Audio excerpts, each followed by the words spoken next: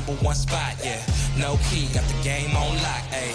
Big threes when I take my shot, ayy. On the rise and we ain't gon' drop on the grind. It's our time, just watch. If you want it, you can get it. Life gets hard, but don't you let it get you down. Go get the crown because our time is now. Ayy, we gotta get it. Gotta get up, gotta go, we gotta get it. Ayy, they won't forget us. Made it happen and we all became legends. We gotta get it, gotta get it, gotta get it. We gotta get it, gotta get it, gotta get it. We gotta get it, gotta get it, gotta get it. We gotta get it. We can't be contained when we leave the game. My name will remain. We don't need the fame. You can keep this chain. We broke free so things won't be the same. Nah, on the mission, gotta get it. Let's work. We were raised on the net. I'm raising my net worth, but it ain't about the money. Nah, it ain't about the cause. All that matters is the world knows who we are. Stars. If you want it, you can get it. Life gets hard, but don't you let it get you down. Go get the crown because our time is now. Hey, we gotta get it. Gotta get up, gotta go, we gotta get it. Hey, they won't forget us. Made it happen and we all became legends. We gotta get it, gotta get it, gotta get it. We gotta get it, gotta get it, gotta get it. We gotta get it, gotta get it, gotta get it. We gotta get it. Know that our time is now.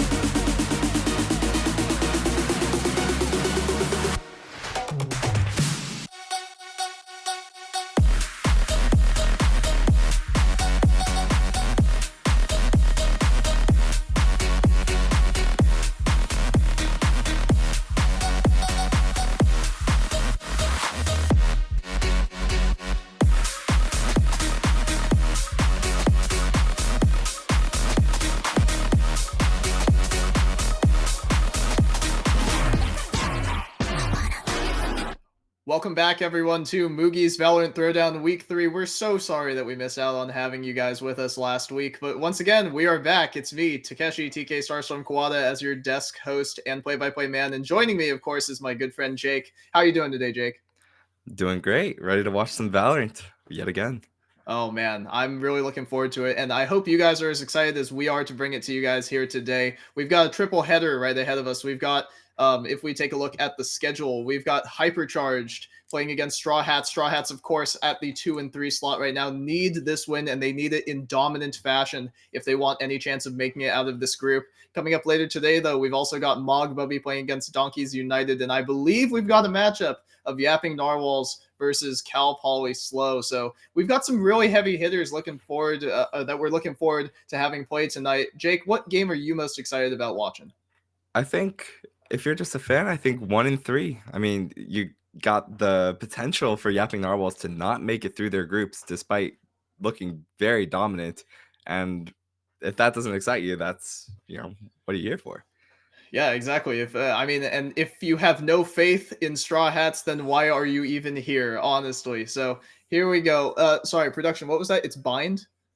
Oh my gosh, that's so unfortunate. I mean, obviously, for those of you who are here for the prior broadcast, and for last year's Moogie's Valorant Throwdown, some of us who are returners and continuing staff here, we might be a little bit sick of this map, but obviously, my man Jake here, you've got no shortage of enthusiasm for a map like that. It's fresh for me. I don't have any issues. I'm losing my mind over here, but hopefully the players are not losing their minds. As soon as we have everyone loaded in, we will get right underway with you. Actually, production, would it be possible for us to drop in a look at the standings right now, so we could give a quick recap while we're trying to get okay? Unfortunate. I will simply try and relay that to you fellas right here. I'm looking over to my side right now. In Group A, we have Mogbubby at 4-0, Incognito Esports at 3-2, and Donkeys United at 2-2. So that matchup between Mogbubby and Donkeys United is all but certain to guarantee Mogbubby first seed in the group, with the USV Dragons staring down the barrel of an 0-6 start. They need this win against Donkeys United to keep that 0-6 out of possibility. Let's take a look at Group B, where we've got the action that we were just talking about. Straw Hats at 2 and 3 playing against Hypercharged at 0 and 4. Hopefully, Hypercharged are able to make something happen here today. That would be really nice to see from them. Yapping Narwhals in second place right now to Cal Poly Slow's gold team, who is in first place at 4 and 1. They're both looking really strong, and that match tonight is going to be exciting for sure.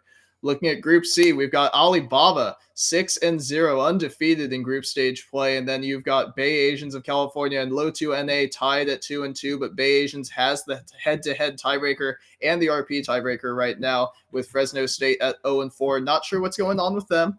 But let's take a look at Group D. We've got Made in Diamond Bar at 5 and 1, so they've secured first place almost guaranteed. Kyofu at 4 and 1, right behind them, looking to play Bonkai at 0 and 5, trying to avoid once again that dreaded 0-6. And Chris Left Us is at 2 and 4, so they are likely eliminated as well. Taking a look at Group E, second to last one, we've got Plushies at 6 and 0, Ebom Bay at 0-6, so that's unfortunate for them. But Renegades at 4 and 2, and the Mercedians at 2 and 4. Plushies and Renegades, of course, making it out of this group. Not super lots to talk about there until you get to Group F, where all of the competition comes down to this right now. Retirement Home is 5 and 0. Uncles and Chad are 3 and 2, with the Parlay Pirates right behind them at 3 and 3. So if Uncles and Chad are able to take one game off of Retirement Home, they will advance. If they are unable to, with more than 3 round points gained for them, they will lose the tiebreaker to Parlay Pirates, and they will be the second team making it out of Group F. That is a ton of information. I am so sorry to info dump on you like that, but at least I'm not trauma dumping on you. With that being said, we have 10 in lobby. Jake, I'm only going to say this one time. How many booms are we getting, and how many teams are getting eliminated today? I mean, look, man, if neither team is picking Tejo, I don't know what to say. Thank the Lord. Hopefully 6 big booms. Okay, well, 6 is a few too many, but we'll take what we can get. Looking at the group stages, obviously the top 4 teams projected right now, you have Alibaba, Plushies, Retirement Home, and Made in Diamond Bar. Are there any surprises so far, Jake? Do you expect any other teams to make a run later on in this regular season, or do you think this is pretty much the end of the line? It's looking close to the end. Like I said, Straw Hats, they're there. They can make this Cinderella run a little bit to make it out of their group in first. the stars do need to align for them, but it's there, and we get to watch both games. So And it would be very exciting. Well, I don't think we get to watch both games of them playing it per se, do we? We only have the best of one here, but Straw Hats do need this one. And I understand what you meant now. We need to see the other team lose. So with that being said, we're going to hop right into game one. We are underway with Hypercharged versus Straw Hats. And as we load into Agent Select here, thank you so much, production, for the graphic. It is sick. It looks better than last year for sure. Thanks, Alex. Good job, man. shout out Alex. We love Alex. Which one are we talking about? Dude, he's not responding to me. I think he hates me. All right. Unlucky, fellas. Let's take a look at the players coming through from Hypercharged, obviously. So you have Kanai looking to play on their Sky here. You have Physics. You have Physics, Leferte, Yunjin, all looking for their agents of choice. You have a double Sentinel setup, looking like it's going to come through from Hypercharged. Leferte is going to be playing Jet, and Xiao is going to be playing her Omen. Meanwhile, on Straw Hat's side, Sky coming in from the anonymous player, we'll say. I believe that one's Wingsy. You've got AFW looking to lock in the Deadlock. Noah's going to be playing the Sova. Todd is going to be playing Brimstone, and there is a Yoru as well. I'm not exactly sure who is who. But it looks like Sunlucky's on the Yoru, sorry, and Wingsy's going to be on the Sky. So Yep. we're getting things settled here, just a little tiny bit. Yeah, interestingly, no Viper for either side. I know Viper's very strong smokes, especially on this map, and neither team opting into it. This is gonna be interesting for sure. I gotta say, from a more casual perspective, I'm actually glad we're not seeing any Viper here. I think with these sort of teams, you need to play comfort, you need to play stuff that you are drilled at playing, and I would venture to say that most teams, Viper's not going to be a champ or an agent that you're going to be playing around a ton. I think you're going to be much more comfortable with your traditional orb smokes, but let's see how comfortable both of these teams are on these maps, on this map here in particular, on Bind. Yeah, and I definitely agree. As a spectator, you're happy not to see Viper. These rounds should be pretty quick. No smokes means you gotta fight forward. So, We're going to have, and we're going to have a lot of fight opportunities. So taking a look at these comps here, Jake, which side do you like a little bit more? And give me your 40-second rundown of how you want this pistol to play out. I actually am a big fan of the double sentinel here. I really like Vice and Deadlock on this map. They're a little lacking in terms of their entry utility, but they're defending, so maybe they just have a really strong half here. But I do also really like the Yoru pickup. I think Yoru is a really overpowered agent when used properly, and we'll just see if they can make it happen. Yep. Well, 10 seconds. 10 seconds. How do you expect this to play out here? I'm not sure, actually. We'll just have to see how they utilize the Yoru TP. I can imagine they play it really slow, try to scout out where the Sentinels are here. We get to see them walking up in the showers, see how much they really want to fight here. As the defending side is actually pulling both of their B players back, and it's going to be a 4-on-5 retake, or sorry, site entry here. It's going to be a straight hold here from Hypercharged. Leferte is on a nice angle, No's just tucking back into showers. It'll be interesting to see when the smokes drop. Will they go for a play? AFW is breaking the Deadlock wall very nicely. Smokes are going to go down on site, probably signaling the exec. The shots are coming through, and No's going to take down Leferte. That's first blood for the first round of the game. Xiao's going to trade back Sunlucky. Nice kill from the Omen. Todd's going to go and kill Physics as well, though, so it is a 4-on-3 to the side of Straw Hats. Todd with the plant, faking it out a little bit, not going to draw any peek out from Kanai. They're staying nice and patient inside the smoke, and Xiao is just going to hold back sight and wait until more action comes her way. What can we find here? No's looking for a dart back sight. Could have been spotted, but the dart's going to go through. Todd's going to have a chance to plant. The spray is not quite going to come through the smoke, so Todd is going to try and stick it, but Xiao's going to go and take down No as well. A nice kill again from the controller. From the side of Hypercharged. 3-on-3 right now as Wingsy is going to take down Yunjin, and AFW is going to double up right now, taking down Kanai and Xiao. The first round of the game and the first round of the day going to Straw Hats. Just as good as it really gets for Straw Hats there. They ran into 4 defending players on their initial site hit, but the gunfight's just going their way, and you can't really complain. But we'll actually see how the defending team changes their the strategy going forward, I actually was fine with how they addressed the early round. They just got to win the gunfights. I think a lot of emphasis was placed there on, of course, the front site fight, but also the fight that was in U-Haul there. You need to win that fight if you're the attackers. You cannot allow the defenders any way in, and that's exactly what Straw Hats did. So they're going to follow this drone in here. The gamble, of course, coming through from Hypercharge, and Straw Hats are very quickly going to find out, wait a second, there's no one here. The jig is completely up, and they're going to walk in and take a free site entry. If they decide to get a move on, actually, the teleport into the back from Sunlucky is going to come through, and now he's in great position with the Stinger. The decoy is at a bit of an awkward time. The shotgun's coming through in the smoke, and Sunlucky's going to get the entry. So now they have a 5-on-4 with the gun advantage, and it seems all but certain that Straw Hats are going to lock this round out. Yeah, I mean, the gun disadvantage is a little too insurmountable here, but we'll see if they can go for any kills or if someone gives them a free kill here. Sunlucky's playing a good angle, but with the Stinger, maybe something happens. Yunjin founds the flank kill. That's a nice kill from another Sentinel from Hypercharge. Todd's got the first one, No's got the second, and he gets the third one through the smoke. Todd shutting down Xiao nicely, looking for the third, not quite going to find physics until the flash comes through, and then he is going to finish it off. That's a second round to Straw Hats, and that's exactly what they need to keep it going.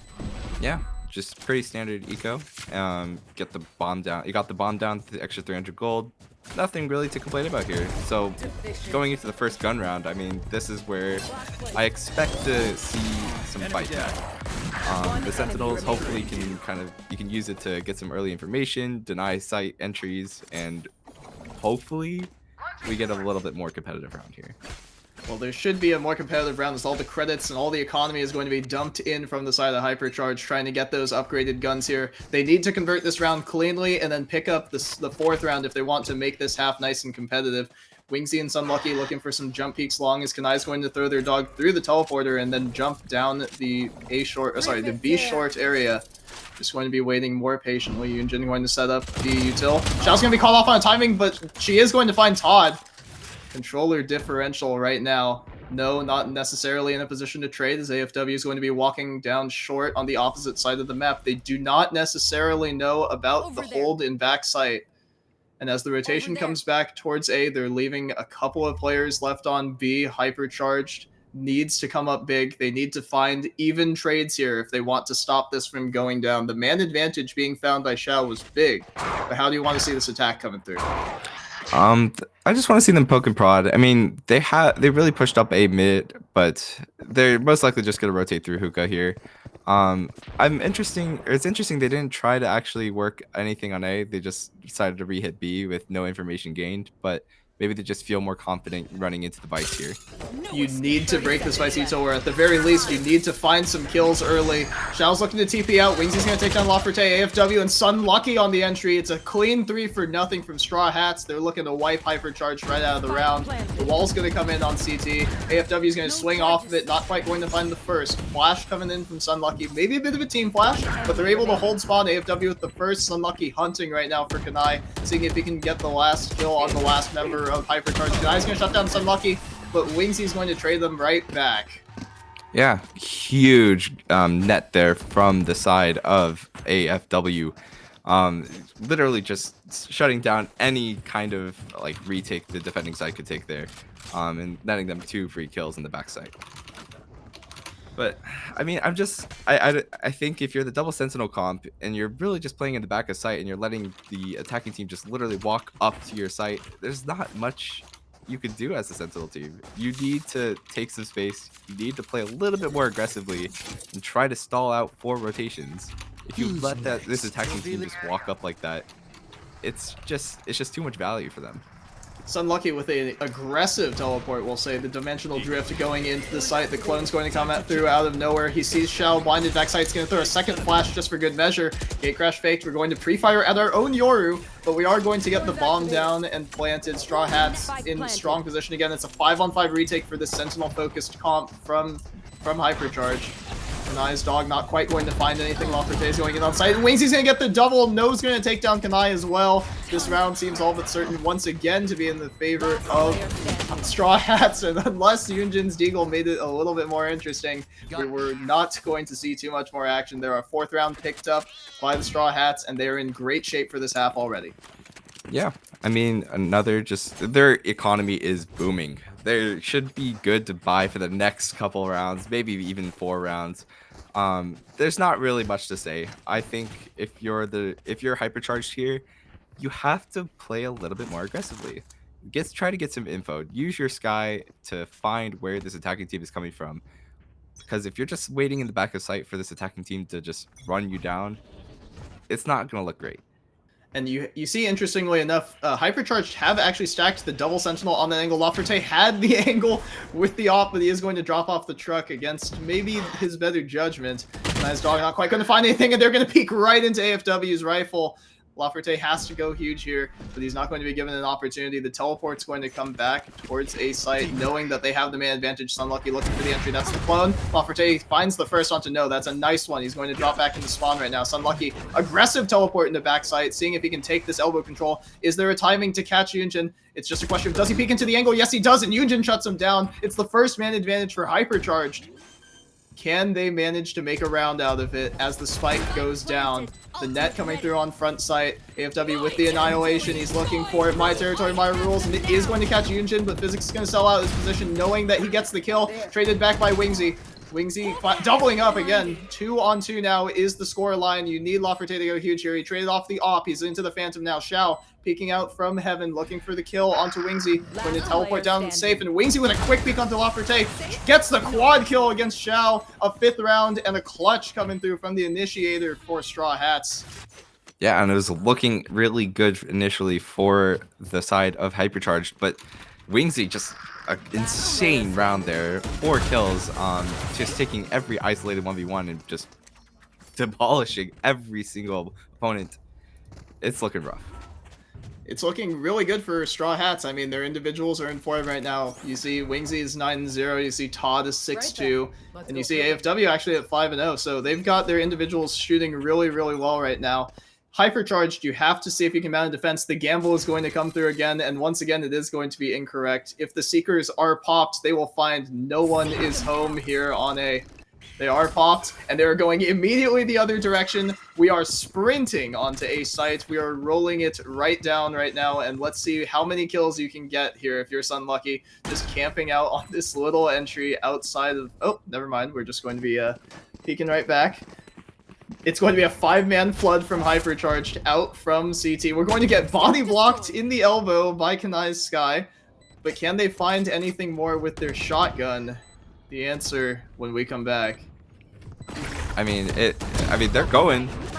Laferte finds the first on the Todd. It's another man advantage, but is it too late? Sunlucky's going to get a pair before he's traded back by Yunjin. It is 3-on-3, but the spike is ticking. Wingsy pulls as usual at the wrong time. Laferte with a nice one, dashes in forward, finds the kill onto AFW. Can they find the last one? They know the dart's there. Sova, Hunters, Fury, not quite going to get it. He's covered, but not fully. And Laferte is going to shut him down, but it is the clutch coming through from No. Not enough time on the clock. And it's an unfortunate 4K, but it is a great round win from the side of Straw Hats, I suppose. You'll take those. We take those. And that is a round for comedy right there. I mean, how can you not? I'm shocked. I'm not even sure what happened there. Like, from the Hypercharge even reaching the site there with gun disadvantage. I mean, Laferte, almost a great round, but it's just not enough. You had to deal with the Sova and the Brimstone ult. And Straw Hats will have Brimstone ult available for this round too, so I don't know. So what kind of aggression do you want to see here from Hypercharged, Jake? Like, what do you exactly want to see from them as we see the they're exploring the showers nuke? right now. Yeah, they're exploring showers, and I like this. They're playing a little aggressive. They actually know no one is coming from showers, and they could pretty much figure out where the opponents are. They have an idea that they're on site already. See this fight though. Sunlucky with the first one onto Yunjin, but it is important to note the spike was a little ways away. Xiao's going to find another flank angle. Can she find the timing onto Wingsy? Kanai's going to find another trade onto Sunlucky. AFW is going to shut down Physics.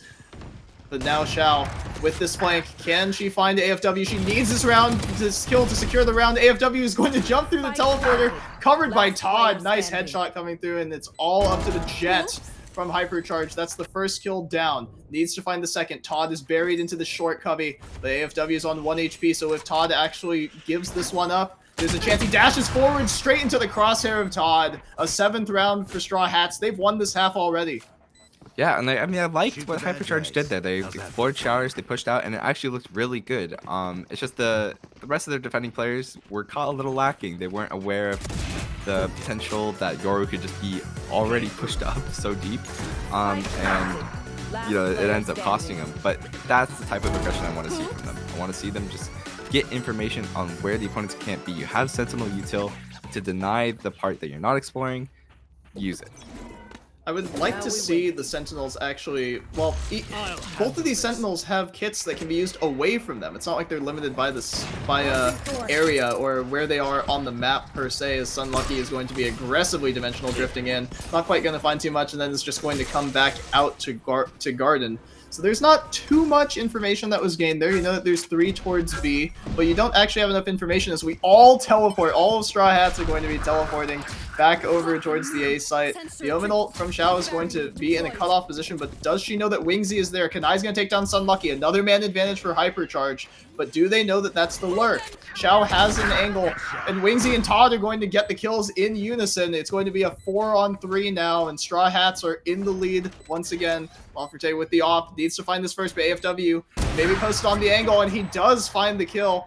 Kanai coming out from CT, needs to find something, anything. The dog into U-Haul, but there's nothing to be found right now. Noah's going to peek out and is going to find Kanai, going to shut them down immediately, so Todd just looking to anchor right now as his teammate Noah has got him covered. It's an 8th round for Straw Hats. Yeah, interesting idea from Straw Hats there, just leaving behind the Yoru to take the TP and then having the Yoru actually swing through. Maybe not the best idea, but on an eco it's fine. You know, it's not a big deal. But Xiao losing the critical 1v1 in my opinion, a little rough that your 1 lurk kill just kind of didn't go your way.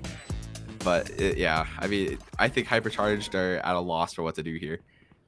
I think it might have been a bit of an unfortunate flash timing on either side. I'm not sure, but Xiao had the angle. She looked like she was in great position to actually get that kill, and then you hear 2 sky flashes coming in from short, and it feels very difficult to actually do anything. That flash is going to come through at the same time as the teleport. It's just going to be traded out for the dash and a cloud burst. So we're just going to be chilling out here, a little bit of a util trade, but it is a little bit more aggression. You saw some showers control being taken there from Hypercharged, and maybe they'll actually be able to build something off of it as they get their defenses set and they try and predict where this hit is coming from. How are you going to attack this one, Jake? Yeah, I mean, but like, okay, look at Hypercharged B players. They're all in the back of sight and there's no information. They have no idea where this attack is coming from. And this Vice might just be overrun here. Well, we're just going to have to wait and see. Yunjin with the Guardian, just going to take the first shot. Sunlucky, it's a question of when he'll pop out of the smoke. Todd gets the first kill onto the Jet. Noah's going to be planting the bomb as Sunlucky gets another kill on Yunjin. So all of U-Haul is clear. You know all of sight is clear. This dog is unfortunately not finding anything. Sunlucky gets a lineup onto a couple of members of Hypercharged, and it's going to be all up to Xiao. Probably looking to save her gun, but Sunlucky will shut it down. A flawless 9th round for the Straw Hats. Yeah, and the Straw Hats are really just abusing what Hypercharged doesn't have, and that is sight-taking capabilities. If you just eliminate 1 or 2 of their members, the amount of util they have is just so substantially low. They can't ever dream of retaking here. And Hypercharged isn't ever really using their Sentinel utility. Like, the Vice had her utility down to, I mean, for the side, but it just didn't stall at anything. So, yeah, I mean, when you pick double Sentinel, but you can't stall the Straw Hats, your comp is just at a loss. Need to actually take some fights, but again, that's a bit of the mental aspect of this game, right? If you're Straw Hats, you feel like every one of these 50-50 fights is going your way as AFW takes down Xiao, and Sunlucky wallbangs Yunjin out of the round. Going to hold for the repeat, and Laferte is going to run and gun him, and he is going to be able to drop back into this cubby. Get the reload down on the Stinger is going to be mollied out of position, but the run and gun is looking really, really good from Hypercharged. 3-on-3 now. This is one of the better positions that they've been in, despite the gun disadvantage. Lafferty with the fast flank, but the initiator from Hypercharged is a little bit of a ways away. AFW is posted on the angle, misses an opportunity, we'll say. The shock dart's going to come through as the util just continues being piled on site, making it impossible for Hypercharged to actually retake this. Opshot's going to go a little bit wide from AFW again. Here comes the jump throw on the nade. Physics is going to find another kill. They have a man advantage. AFW not quite going to be overrun, and the stun is going to come in on the teammate, but it doesn't actually matter as the annihilation comes through. A little bit of gamesmanship coming through from Straw Hats as they pick up their 10th right now. They're going for the perfect game. Jake, you think they get it? I'm not gonna jinx it. I want to see a perfect game, but look, man, I'm not gonna jinx anything, and I think the Straw Hats aren't either. But again, a nice round from Straw Hats. They fought A hard, and they just pushed up B.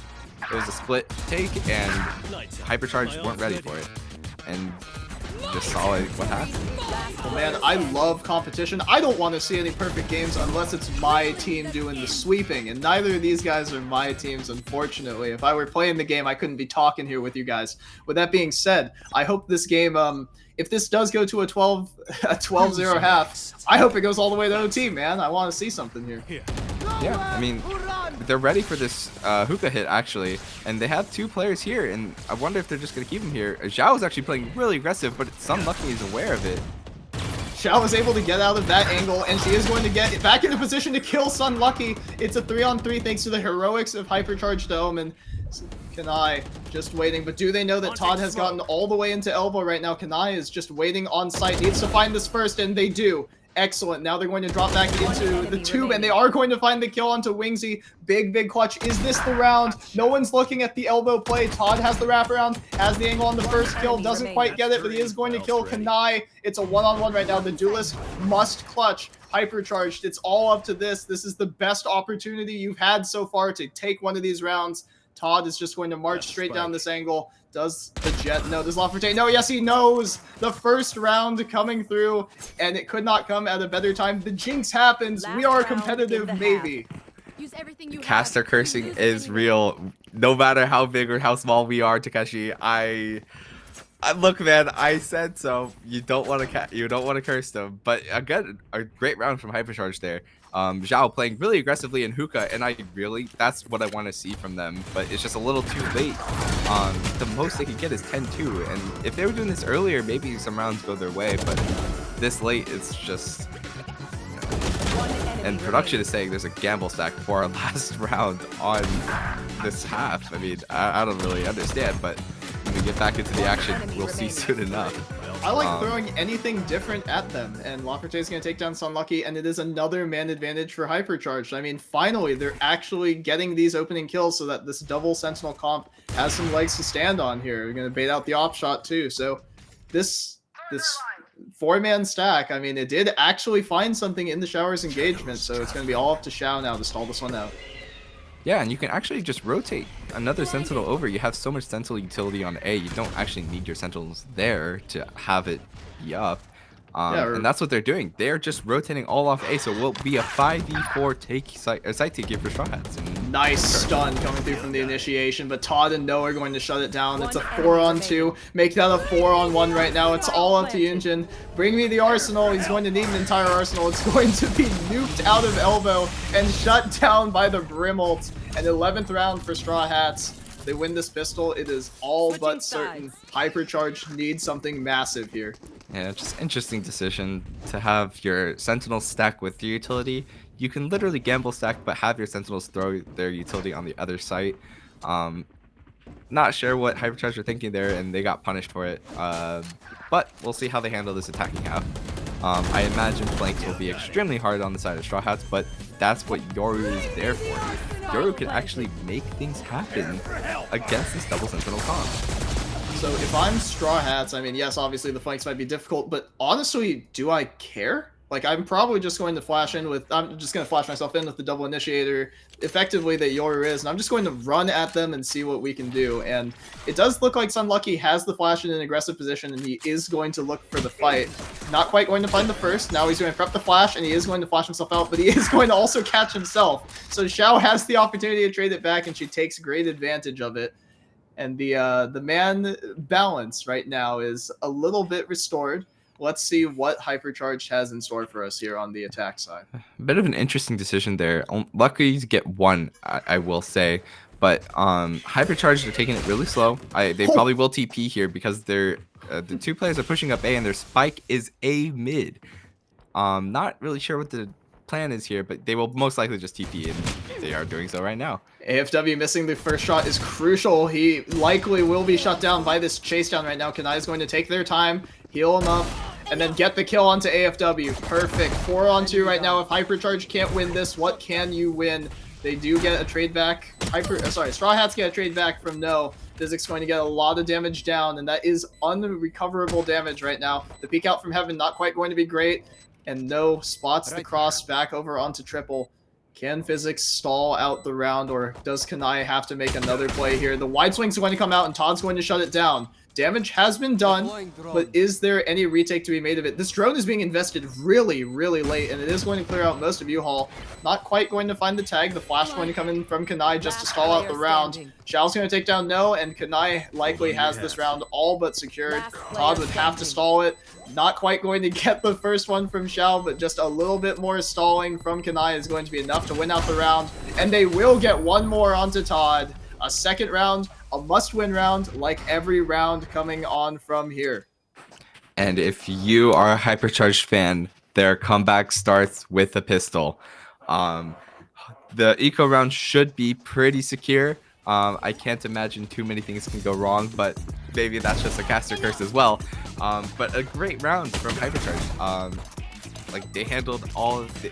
okay, they've got the spike down. That is what this comp needs to do. And you see how hard it is for Straw Hats to actually enter the site once the bomb goes down. There's a lot of Sentinel util, so they can do a pseudo-initiator-like thing where they just get lurks in position and maybe have the Sentinels do a little bit more work than they're supposed to. Kanai's going to shut down Wingsy after taking a lot of damage on that initial trade, but Sunlucky's jumped down to 11, he's going to be shut down by La Forte, so that's probably enough for Hypercharge to take the round. Yeah, I mean, 2 free kills. They're stalling a little bit, and AFW might have an angle here to catch some rotates because they're going to be taking the TP. W needs to find these kills. The right-click skill the worst way possible, and Xiao shuts him down immediately. This is a great recovery from Hypercharge. Can No shock dart them out of this round? The answer is unfortunately no for him. And he's going to drop back into Heaven as this round looking certain for Hypercharged. Getting a third on the board now would be fantastic. But there are so many rounds left in this game, and you have to imagine that Straw Hats have something cooking for gun round. Yeah, but hey, I mean, like I said, it just one by one. You got to get each round one at a time, and that's what Hypercharged are doing. Yeah, this site retake looks a little impossible with just the classic, but we'll see. Probably the gunfight's coming through soon. Just get your exits, guys. Xiao and Yunjin are going to deny them anyway, and they're going to get out flawless. No deaths to the spike either. Perfect round from Hypercharged. Yeah, we'll see if Hypercharged decide to invest another gun here. I think if you're down this much, you want to give yourself the best chance at every single round. Maybe not the biggest deal, because I did see some Bulldogs and even a Vandal invested from the previous round. But yeah, I mean, they just need to get the spike down. The TP play worked out. Probably won't happen in the future gun rounds here, but we'll see what they do here. Kanai prepping the flash. Contact coming through from Shower, so AFW has to retreat early or invest the wall, which he chooses to do, and it will probably be broken down very quickly by this half-buy mix, we'll say, from Hypercharged. Yeah, I think Straw Hats overinvested there. I don't think AFW was in any particular threat there. He could have just backed off if the smoke was coming down, or if they knew the smoke was coming down. If they knew the wall was coming up, the smoke didn't really need to be placed so soon. But look at this. We're going to see Hypercharged fight these two players on long, and if they win, that's a free beat site. It's a nice flash, knowing that people are quad, but do they know how close they are? Sunlucky's going to find the first, not quite going to find the second. Kanai's going to shut it down, but does he know there's a second? Not quite. Kanai is unfortunately going to be shut down. So Wingsy just going to be a pest from quad right now. AFW walking through those thorns. but Hypercharged need to recover the spike, so they have to swing into Wingsy, and they have to get there before the before the elbow flank can come in, and AFW is going to strike right from elbow as soon as I say it. Nade's going to come through just to stall out the game, and the recon dart is nice. A 12th round map point going to Straw Hats. Yeah, Hypercharged just caught a little unaware of what could possibly be from the Straw Hats. Just 2 players long, and that's enough to secure the round.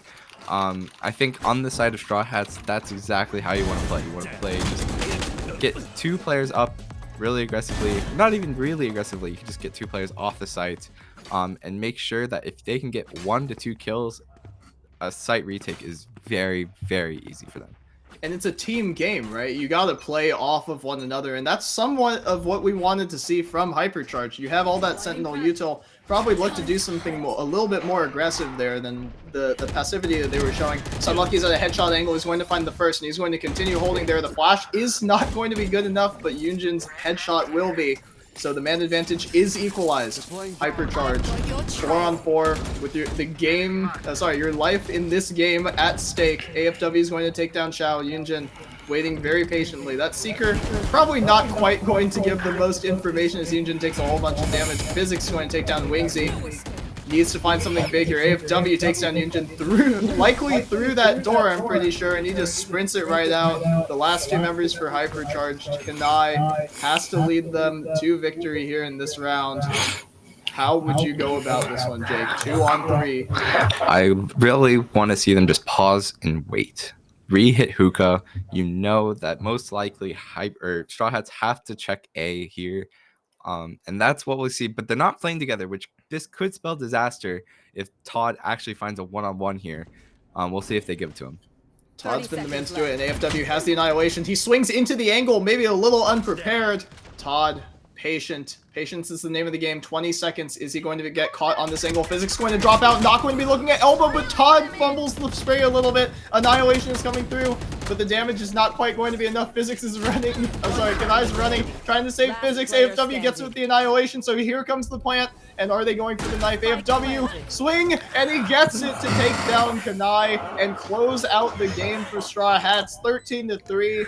And they've done everything they can to try and move on. A 10-round differential for them as in their final game to go to playoffs. Great round from AFW, honestly. This psychopath TP there to find 1 kill, denying them any chance of entering that site, and then the knife to close it. It doesn't get better than that, does it?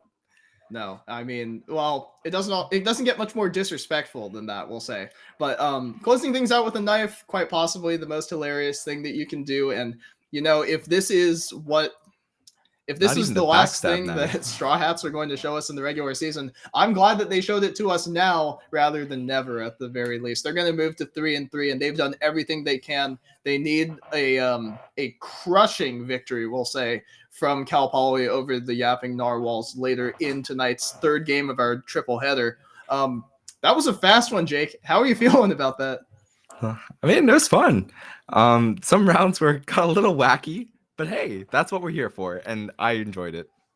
A little might be a bit of an understatement. There are some rounds, obviously, where I definitely could not keep up with all the action that was going on, but hopefully you at home were able to watch all of that one. We do have a bit of a break. We'll say a fairly long one, obviously, before our second game is underway. But once again, do you have any other thoughts on this one? Do you have anything you want to say about Hypercharged, Jake? It is unfortunate, but hopefully they're able to recover and win one game to close out their time here at Moogie's. I thought they had an interesting idea with the double sentinel. Probably not as practiced as they probably hoped, but it was there, and I could definitely respect it. Well, that's about all that we can really say for that matter right now. Looking at our second game, I mean, I'll just give us a little preview because we have a little bit of time here. We have Mogbubby versus Donkeys United, correct? We have an important game coming through here. Thank you very much, guys. All right, well, I'll do the preview later. We'll have time before that game, obviously, but let's talk about the good people supporting us, obviously. gosh, dude, we have so many people helping us out here. And actually, you know what? I'll handle all of that later. Let's go to break right now.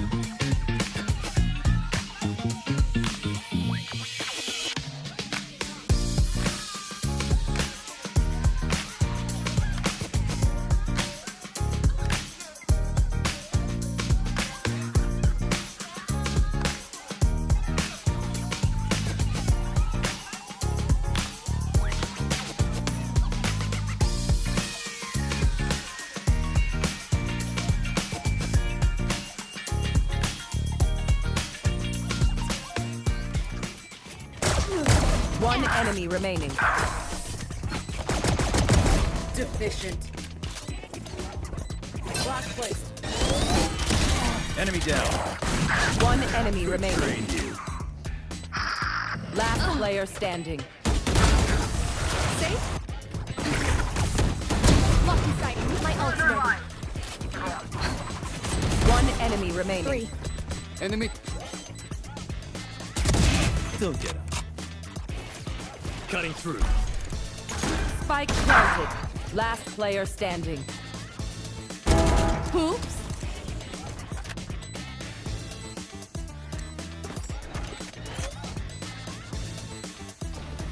Target down. One enemy remaining. Die. Lights out. My ult's ready. My territory. Last player standing. Reeling them in.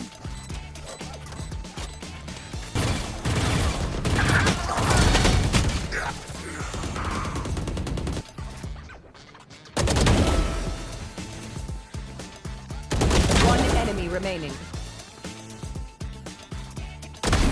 Hot shot. One enemy remaining. That's 3. My ult's ready. Still got it. Bring me the arsenal. Spike planted. Prepare for hellfire. Up, squad. Enough.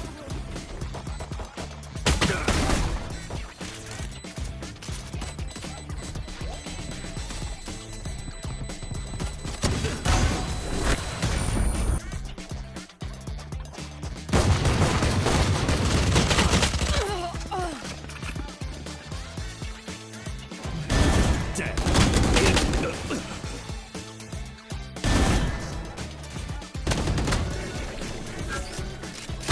One enemy remaining. Last player standing. Spike planted.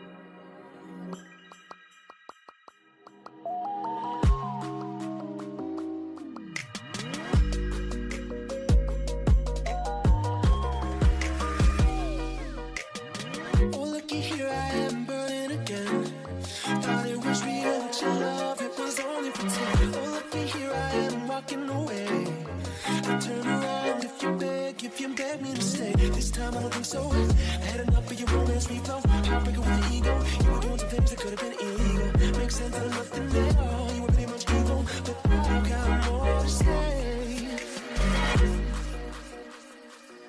No, I never met nobody like you. That ain't no compliment, that's the truth. You're nothing but a cold heart covered in gold. That's why I'm leaving you.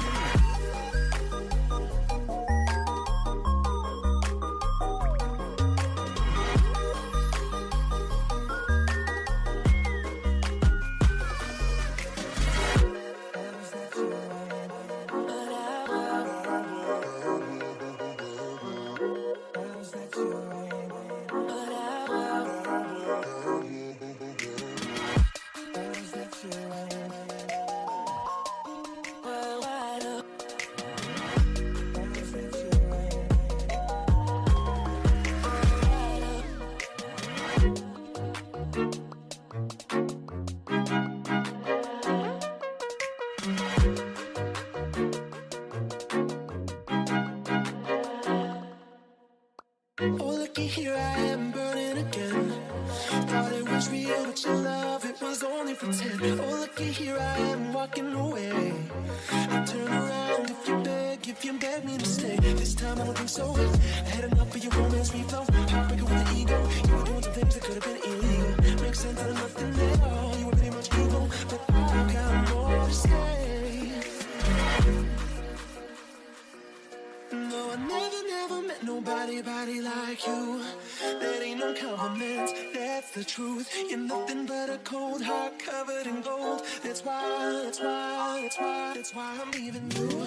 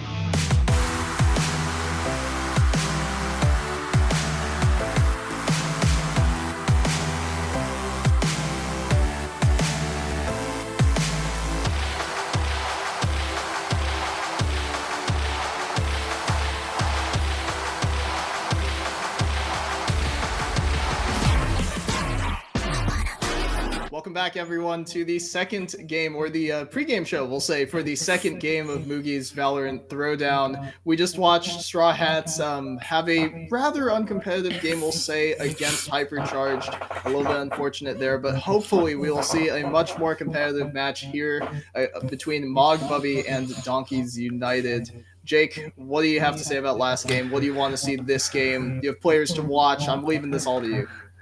Look, I just want. I mean, how do you uncompetitive? A little bit. A little bit. I mean, okay. I'll just put it this way: I don't want to see Double Sentinel again.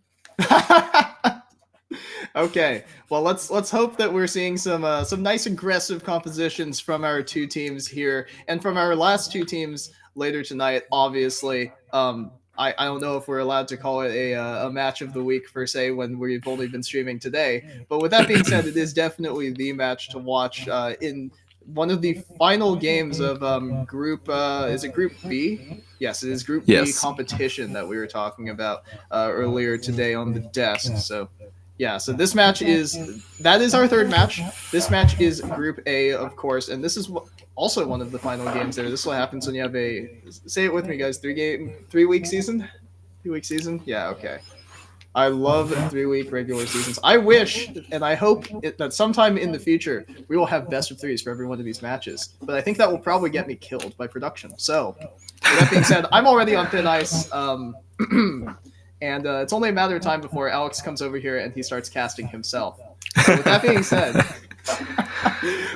said, obviously, before I get absolutely murdered, we have to really shout out to those people who have been helping us out. Obviously, not just our broadcast people, Alex and Rachel, thank you very much for your guys' help, obviously, but also our sponsors. Thank you to Xfinity for supporting the event, for Fifine. I'm using a Fifine mic right now, no sellout, and we are doing great work with them. Thank you very much for supporting this whole thing as well. Zotac, MSI, Valhallen, and of course the UC Davis Cinema and Digital Media Department, allowing us all to get this tournament set up and our LAN event later on Picnic Day. It's going to be really, really exciting. I cannot wait to drive the 2 hours up to Davis for that one. That's Why are you complaining about a 2-hour drive? I'm driving like I think 6. Just fly up, Jake. That's no fun.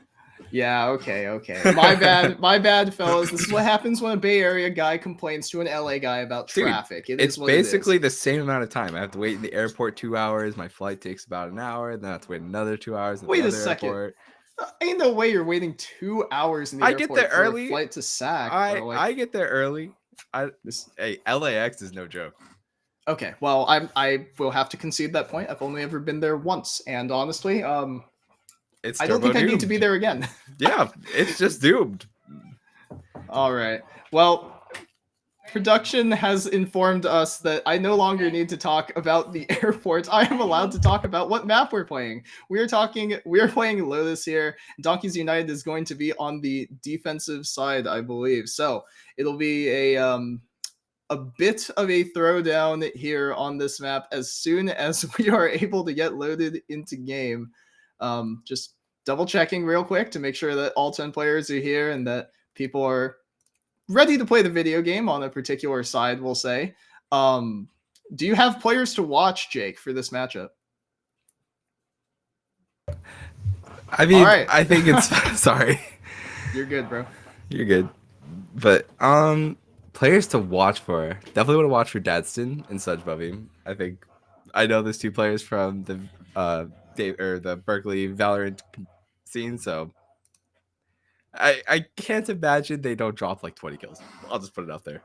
This is a very, very stacked team. I mean, even in the context of some of these other teams that are making it other groups, this team boasts 6 Radiants, is all I'm going to say. So anything less than domination might be a little bit disappointing to someone like them. Sorry about that. But with that being said, this Donkeys United team, no slouches either. They've got 5 Immortals here. This is a much, much higher rank. And this is probably the highest ranked match of Moogie's Valorant Throwdown that we've casted this season. What do you think about Alex? Can I get a check on that? How accurate is that one? I think it might be actually pretty accurate. All right, we get a 75% from production. I'm probably okay with that statement. I'm probably not going to get canceled by someone later. All good. With that being said, we are just waiting to get underway here. All 10 players in lobby, and here we go. Loading into Lotus here for the second game of our triple header. Jake, you got thoughts on comps? I know you love talking about compositions here. What agents I do just you want want to see from what side? Teho here. Like I mean, I think for sure we should see Vice as the sentinel of choice. I think it's wise too much, and there is a Teho on both sides. It doesn't get better than this. Worse. It gets worse. We get big boobs out of these two teams. Maybe not emoji, but definitely, probably, we will see Orion playing the Teho. It does look like Calgoat is going to be hovering the Teho, and you are going to get the Teho He's and here. Vice you were hoping for. He has from both arrived. sides. Oh no, it's so doomed. Oh man. What are we going to do about this? This joke has carried on too long.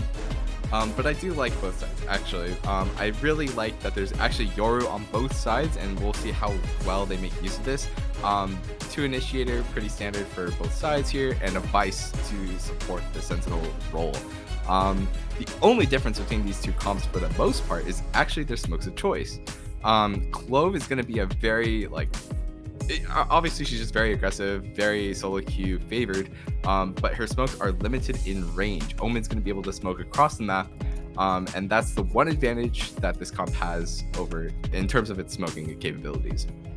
Let's also talk about the secondary initiators that you have here, trying to enable the Teho to get as much damage out from these rockets as possible.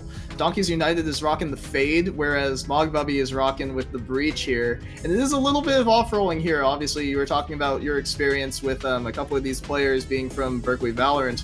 Calgoat is reprising his role as Teho, but with that being said, Sudgebubby, usually a smokes player, is going to be on the Breach this game. What do you make of that one? Yeah, I mean, Breach Teho, in my opinion, is way better than Fade Teho. Breach Stun, obviously, just a really good setup for the rockets coming down. But there also is the Fade Seize. It's a little bit more conditional, but it could make use of it. And as for roles, I mean, look, I've seen them aim. It doesn't matter what role you play when you have a gun in your hands.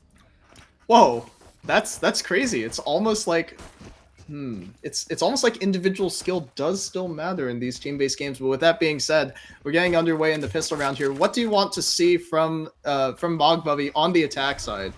I mean, look, they're gonna fight over this A space, and it's gonna be a bloody bath. So I'm just gonna let you take it right out the gate.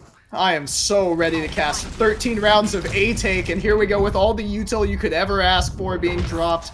So Donkeys United is going to take all the space really quickly. The flash is going to come through. Magnolia is going to be tucked here in on the rubble. He's going to swing out, going to be traded back by Goat, but Sky's going to take down West Savior. Goat's going to take down a second one. Sudgebubby and friends are swinging out. Relate's going to take down Dadston. Gets a second one on Sudgebubby. Has the opportunity to take down MJ, but isn't quite going to get it. Repeat onto Goat, not quite going to go so well, and Goat's going to take down the third on the wallbang.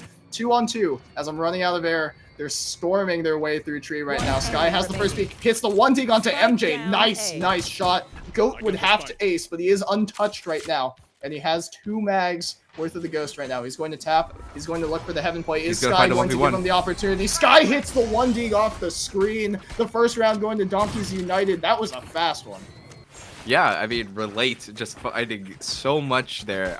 2 kills to pretty much just shut down any chance of a site take there. It did get a little dicey though, as Calgoat was able to find 1, I believe. But yeah, ultimately just 1-on-2. Not a big fan of the splitting up there, but it worked out in the end with the 1. And that has the potential, like you were talking about, with that 1-on-2 split up into 2 1v1s. If Sky doesn't hit that shot immediately, Goat was untouched. He had the opportunity to make stuff happen there, but he does hit the 1 dig right now. So the Yoru from Donkeys United making some big stuff happen. Dadston's going to be up aggressive here, trying to take as much space as possible with his teammate Sudgebubby. Ryan with the angle, and Sudgebubby hits the 1 dig onto the force buy. Can he get a second one? They're going to peek into him. Phoenix is going to shut him down with the air spam through the smoke on the walkout, maybe. Relate's going to take down Goat, and now we're going to look for some A aggression yet again. West Savior peeking out here on the Marshall. Going to see if he finds the angle here as Sky takes him down with the Outlaw. Going to reload as there was a bit of an opportunity for the kill here, and Dadston's not going to find any purchase on his Deagle. Here comes Sky with the aggression yet again. Fade Dog's going to come through. Dadson on a jump angle, not quite going to hit the outlaw shot, so we're just going to reset.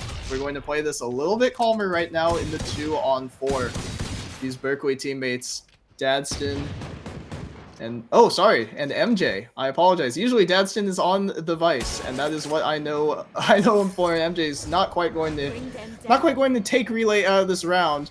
He's going to get some damage down on him. Flash coming through from Magnolia, and MJ is going to be stalled out right now. I'm going to pull the flash back.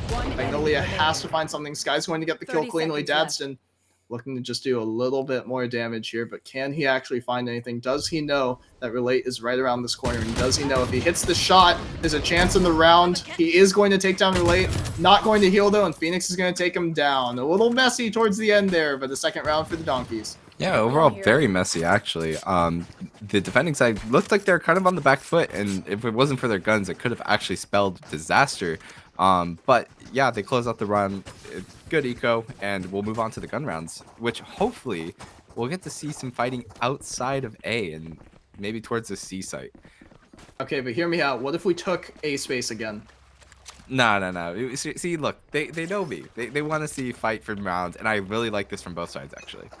That would be really great to see. I am happy to not see an aftershock or a fault line going down that A line, but Sky's going to take down West Savior as Sudgebubby trades it right back. The teleport out from Sky is going to be well timed, but it does leave the C site a little bit undermanned. The B site's going to be reinforced here in the meantime, and Mogbubby going to reset a little bit, moving 2 players down towards this A site that Vice is anchoring. Do they actually have the information? Will they clear out that box completely? Magnolia has no info on this rotate, but probably will gain a bit of an idea as soon as this spawn peak comes through. Calgo running up through the thorns, and Dadson hits the wallbang headshot to take down Phoenix. The man advantage to Mogbubby. They're getting the plant down on their buy round, and this is probably going to be a round secure for them, barring something incredible coming through on the flank. Oh, but I mean, look at the Donkeys United. Yoru, he's just actually trapped by the Vice Wall. He's going to be so late to this play. And the Donkeys United are so split. They have to retake tree, but there's only one player doing so right now. The smoke is very interesting, actually, and it's making use of the way that the door rotates. There's some nice spam coming through in the smoke, and Ryan's going to take down Go. So if Sudgebubby didn't get the kill onto Ryan, things could have gotten a little bit awkward there. Magnolia just going to walk in a little bit. Probably just going to play some exits here, as Mogbubby has to get out of the site to preserve their guns. The Donkeys are keeping them pinned in on site right now. Sky has the opportunity to close out a couple of these kills. He gets the first on to Dadston. Magnolia cleans up Sudgebubby. MJ takes down Sky. So there will be 1 gun saved, actually, for Mogbubby. Great job from Donkeys so far. They're punching well above their weight. Yeah, I mean that is as good as it gets for Donkeys United on their bonus. Taking out 4 guns from the side of Mogbubby. I mean, it's great. You really can't have any complaints, and we'll see how Donkeys. I really liked the beginning of that round though. They stacked on C, they forced them off, and then they immediately just backed off C and went to B. They actually pushed up B mid there and got so much information. It's just the Vice couldn't hold on long enough on A. This is an interesting wrinkle coming through from Mogbubby. Look at the early aggression that they're showing towards the B site. If they actually get any sort of information, or Lord forbid, any amount of actual damage or an entry here off of the util that Goat is throwing, Dadson's up on site, and so is West Savior. They have the B site all theirs. Goat's getting the plant down. Relate's going to take down MJ immediately. Man advantage to Donkeys. The spray is going to come through from West Savior onto the clone. So now Mogbubby, as the Armageddon's coming through on the front of site, it's going to lock everyone out. Goat's going to take down Ryan. The opposite Teo is taken down, but Phoenix is going to take down Dadson as West Savior takes down Relay. Sudgebubby looking for the angle onto Hobbit. Gets the headshot onto Magnolia. That's the man advantage brought back. West Savior in great position to close this round out. The head peeks up. Damage not quite going to be found until Phoenix and Sky exchange the trades. Sudgebubby takes down Phoenix. That's the second round for Mogbubby, and things are back to normal, we'll say. 2-2. First to 11. Yeah, really well played. Had the great read that they weren't going to be on B there and probably going to be fighting A or C again. And they just basically walked up to B for free. They used the Tejo rockets to dissuade anyone peeking from that A-B link, and the side is theirs. They went fast, too, off the utility, and that's something that you might not see so much. The B hits have the potential to get stalled out a little bit more if the defender side has the utility in place. Sudgebubby having this fault line ready and waiting to take this A space yet again. we had a nice little reprieve from the A space fighting, but it seems like we're just going to throw 3 more people out here, and let's just see if Mogbubby can take it. Dadston has all of B site. Do the donkeys know that Dadston has marched his way all the way up here, and he can just call Goat back with this bomb? There's no push all the way down C. The smoke's going to come through on B to feign presence, but Mogbubby, Dadston, and friends, they know a little bit better. Goat's just going to waltz right on through and get the plant down open as he likes. He can choose whatever angle he wants, and he's going to plant both. But there's so much space gained, and Relates are going to lose the fight there, but it's going to be traded back from the side of Phoenix. This is getting bloody again. MJ takes down Phoenix to preserve the man advantage for Mogbubby, and they have iced them out of this round completely. Dadston holding a judge in the smoke. Is there a more degenerate combo in Valorant? I don't think so. He's going to swing out around the corner. He's going to one-tap Ryan, if you can really call it a one-tap. This the flash is going to be broken, and Dadston's just going to run right through. Another kill onto Magnolia, setting up a bomb kill from Tejo. Yeah, 6 big booms for Tejo there. Only one was it's necessary. Sorry, I have to when I see it. But a really well played round by Mogbubby in my opinion. Dadston just finding so much information on B, and they immediately call it to just plant on B, and they had A space taken, so they know no one can come from there, and they just have to deal with the players from CT. Beautiful round. And we'll see if there's another bomb opportunity. If there's another Tejo rocket kill, I'll give in. I will say boom loud, okay? It is what it is. Magnolia looking for the angle on this op, going to get jiggled out a little bit. Interesting to see him take the shot and reveal that the op is here. That Tejo drone and the Yoru ult, it's going to be a lot of information gained from Mogbubby. They can go fast behind West Savior's ultimate here. Flash is going to come through, feigning like he's going to pop out. Dadston going to get the kill on Phoenix before traded back by Sky. Dadston is going to ult. He's going to keep looking for more, as he so often does. He's going to push the envelope a little bit. He knows. Does he know that someone's still pinned in the corner? Nice blind coming in, but no kill is coming through until Magnolia makes it happen. It's a 3-on-3, but look at the damage down on oh my gosh, I can't talk. Look at the damage down on Donkeys. But Magnolia takes MJ out of the round already. So there are 2 players on 1 HP. Mogbubby takes one of them down. Here comes the breach ult, maybe. West Savior holding for the push, and he is going to take down Ryan. The teleport is going to come back onto A site, but the last player from Donkeys, Relate, he's just going to walk around. The smoke is going to come through on main. Plant's going to come through. West Savior not quite finding the timing to cover until he looks back at the angle. Well played by Mogbubby. A 4th round in their favor. Yeah, really crazy round. Not as good, not as clean as Mog have been in the past 2 rounds, but I did like the rotate from C to A. It was a good C fight, and I liked the ideas that they had. Just not pulling together for Donkeys there. As we get a replay here of the shot onto Magnolia. Yeah, I mean, it's gonna be interesting. I really want to see how Donkeys United play around like getting early information, because it seems like right now Mogbubby are running away with it, as we see another A fight here. I love just dumping util down this long angle and just seeing what people will do with it. It turns out this time the Donkeys are going to be kicking back a little bit as Ryan is forced off the angle, and Mogbubby are taking this one by force. There's no one on A site, and they're going to ult their way onto B instead. Mogbubby maybe with a little bit different of a call here. He's going to flash one of his teammates in. Dadston's going to make it happen off the back of that flash. He's in position to get a second as Mogbubby gets one himself, but Magnolia and Sky are trying their best to equalize. The Arsenal is being brought, but MJ is taking down Sky, and he classics Phoenix out of the round. A big round to Mogbubby. What a round again. Mogbubby at the beginning there, if you noticed, Donkeys United actually double pushed up mid, and Mogbubby actually forced their way onto B, and with that information, and Dadston knew exactly where 2 players would swing from, so they knew where all 5 players were just off that first 15 seconds. The Vice actually got the flank there, as we see a timeout coming through for Donkeys, I'm assuming. Yeah, and finally, the first timeout really that we've seen in streamed Moogie's action here. Usually the timeouts have been reserved for playoffs and LAN, but this time we are getting the breaks a little bit earlier. So let's see. What do you want to see out of this timeout from Donkeys? How would you want them to address this defense side coming out of the timeout? I thought last round they actually had the right idea. They just weren't aware of how fast Mogbubby could play through that A to B link. And I think now without the breach ult, it's fine. You just lost that round because of that breach ult, and you were unfortunately all stacked in that link area. play a little bit more dispersed, play through multiple angles on this A if you're actually trying to fight for A. I want to see them push up mound one round here and there. It's usually been through either B mid or the A area, and I just want to see them hit like mound a few times. But overall, I think Mogbubby have been really like disciplined on their early rounds here. And the team play off of the flashes and off the information that Mogbubby has gathered has been very, very nice. Almost none of these kills have come through unassisted. There's either been damage or utility, and Donkeys are going to fight down this long angle again. They are going to force Mogbubby off the angle initially, but will they be able to hold once this util comes in? Sky's going to take down West Savior, so it is a whole ton of kills coming through. Sky with a triple kill. He's going to dodge out of the way of that Armageddon. It's up to MJ to clutch. And he knows that Sky has pieced out right now.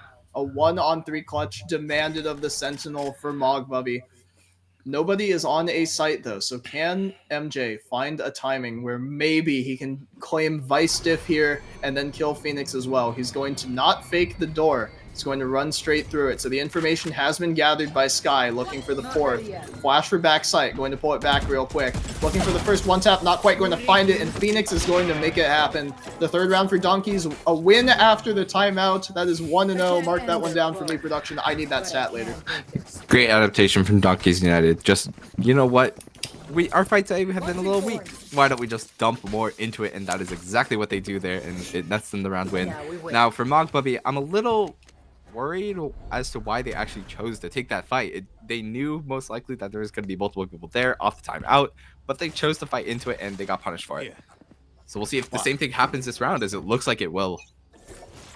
Why don't we just run it back? Why don't we throw even more util at it and see if it works? For both sides this time. Mogbubby's going to be holding his util a little bit. He's going to wait until that Omen drops back down. Relate has the opportunity to get a kill. He's going to be double flashed out of the round, actually, as Dadston kills him on the initial play. Magnolia on the jump up, taken down by West Savior. Look at the amount of flashes from this Mogbubby composition. Every player from Donkeys has been blinded before they've died this round, and he's concussed, and he's essentially blinded by that breach blast. West Savior, Phoenix going to get a pair of them. He's going to get a triple. He's relatively untouched, but Sudgebubby shuts it down before it can be a hero moment. Back and forth action, a lot of individual heroics, but Mogbubby are up 6-3. So, last round, we had the just hit him hard and it'll work out. This round, Mogbubby just waited a little bit. And that's all it needs to work through here. They wait just a little bit before they decide to just absolutely hit off the utility, and there's unlimited flashes and no one can see on the side of Donkeys United, as we see a replay a little bit late, but probably not gonna happen. But yeah, I mean, great adaptation again from Mogbubby. Well, we're just going to walk our way right on down right now. We might have a little bit less action here, as Magnolia is just trying to run away very quickly from West Savior, but West Savior's got the judge, and he's going to take him down immediately. He's going to take him out of the round. Dadston and West Savior in great position already to make this happen. But a nice flick from Phoenix is going to take Dadston out of the round. That is Clove Diff right now. The score is 2-1 in Phoenix's favor if anyone's watching. MJ's going to take down Phoenix though. West Savior's going to shotgun two of them. The wall being collateral there as Ryan takes down Goat and tries to get the kill and does on West Savior. So there is still a round to be made of it. 1-on-2. Sudgebubby needs to ice this one out right now with the help of MJ to prevent Ryan from having an opportunity to make a round out of it. The Rockets are going to go into the back of sight, but he's going to be thorned off right now. If you push in here, it is almost certain death, and a second Thorns is going to make sure that happens. Ryan, you should just save, buddy. He's going to swing into it anyway, and MJ is going to take him down. Yeah, great idea there. From the side of Mogbubby, I really like how they actually just decided, you know, to send it on the C. We've been fighting A so much, and this West Savior, man, like, he actually pushes all the way into CT spawn and then just TP's back and is able to hold the flank. What a play. And yeah, I mean, both teams are actually playing this really well, but Mogbubby are just coming off on top.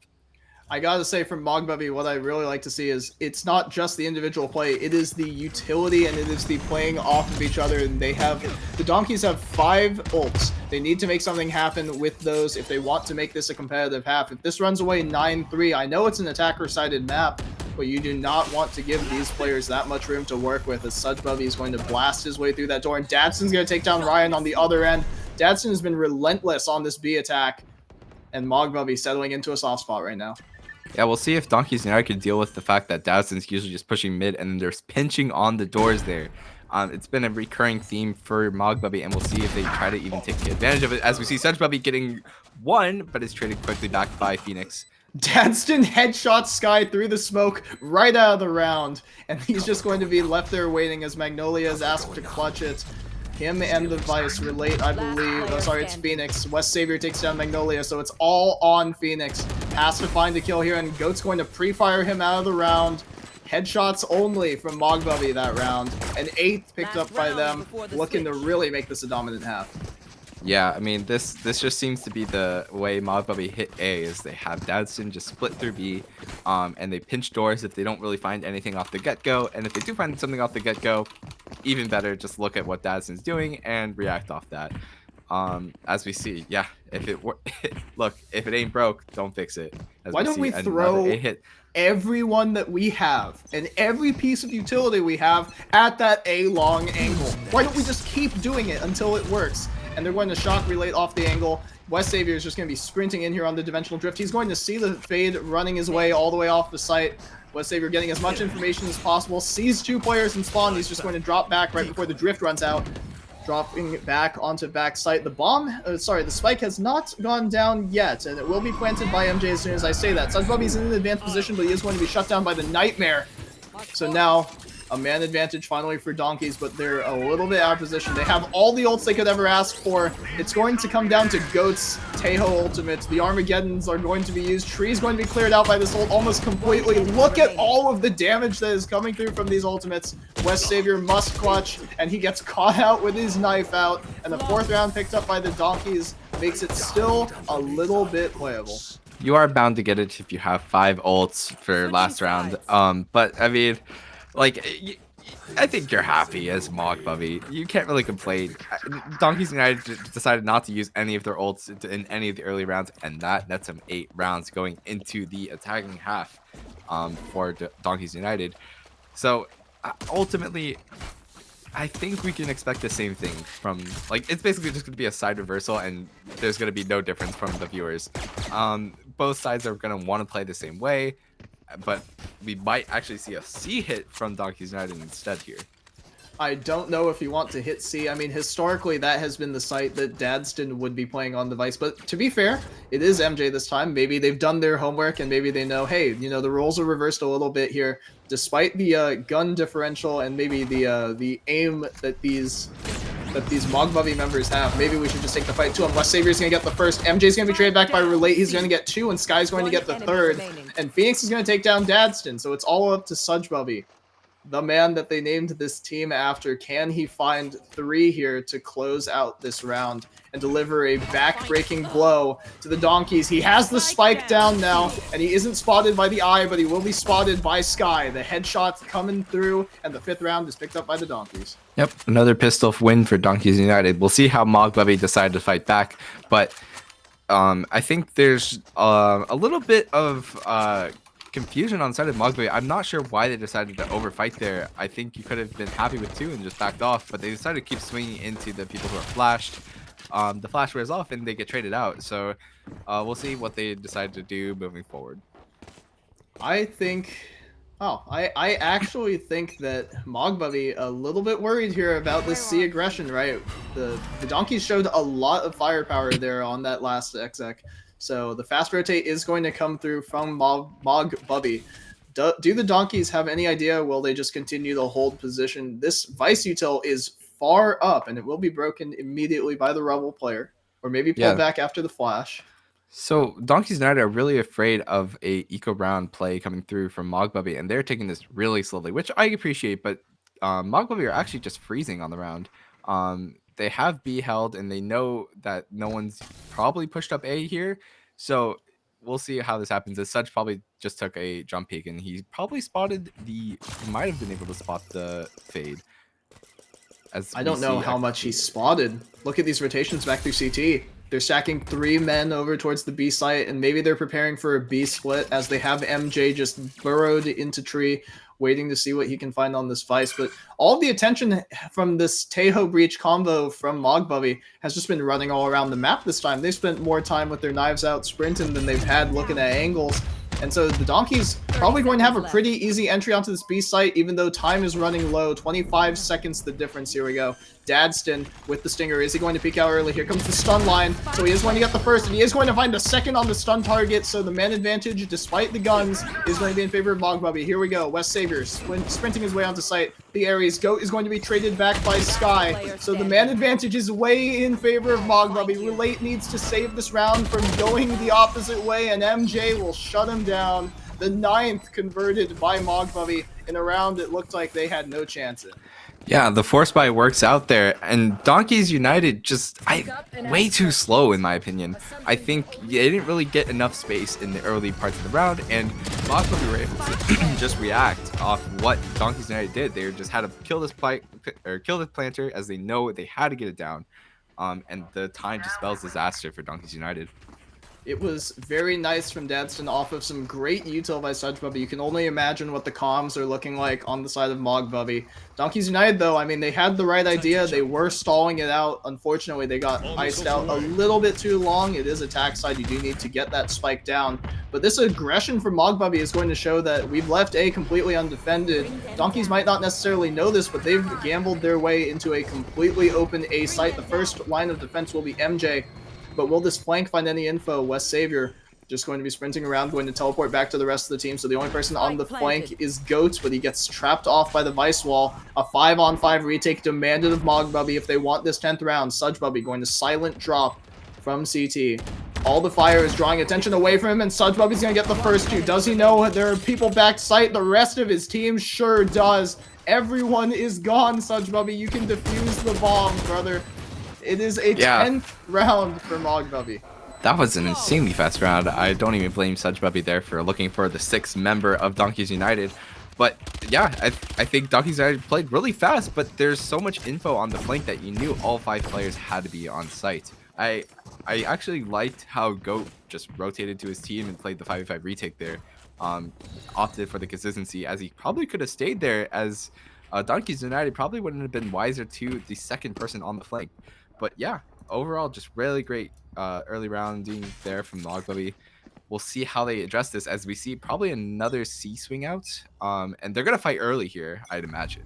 And that's the chess match, right? That comes out with the Vice Wall versus the Warrior Clone. And the eye's going to be broken immediately, and Goat's just going to be running his way all the way down. Phoenix and Dadston. Phoenix is going to kill Dadston. MJ is going to trade him right back. Sky's going to take down MJ. No more aggression yet, right? West Savior is going to get one more. Sorry, Cal Goat's going to get it off of the damage dealt by his teammates. Ryan's going to have to drop back. They know that 2 are pinned in and Cubby. Here comes the concussive blow, but it did not quite land.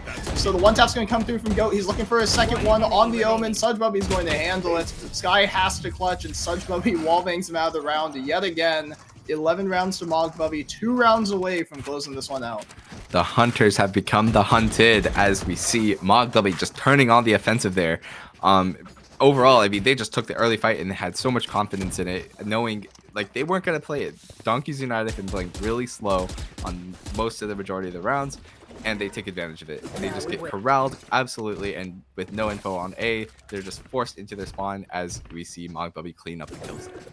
Feels pretty nice to not necessarily have to actually find too much, and Donkeys are on a very light buy. They need to make something aggressive happen, and they need the damage to come through quick.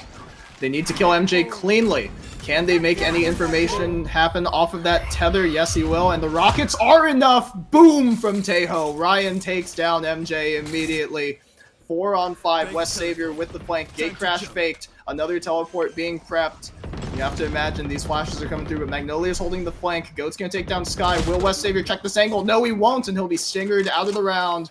4-on-3 right now. Suchbubby demanded to get this opening kill. He's not quite going to find it. Breaks the thorns behind him. Sees what he can find on front sight.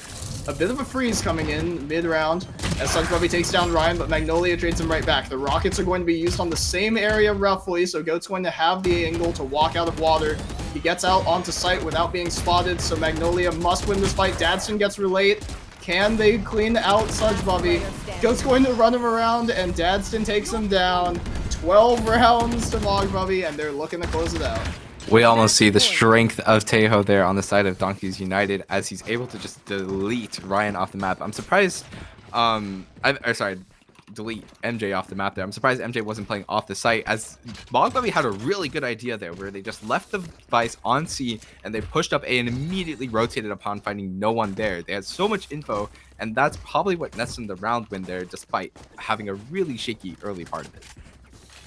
Well, if you're Donkeys, you need to dig deep and find something impressive here, and West Savior's just going to run all the way down, find as much information as he can, and Sudrubby's going to find the first onto Ryan. Dadston's going to be traded back by Phoenix. West Savior's going to pop out with the Judge, and he trades himself off of that clone. Dadston finds another Phoenix, anchoring it right now. 2-on-2 right now as MJ wraps his way around, finds the first onto Phoenix, which is going to force the sprint into Goat.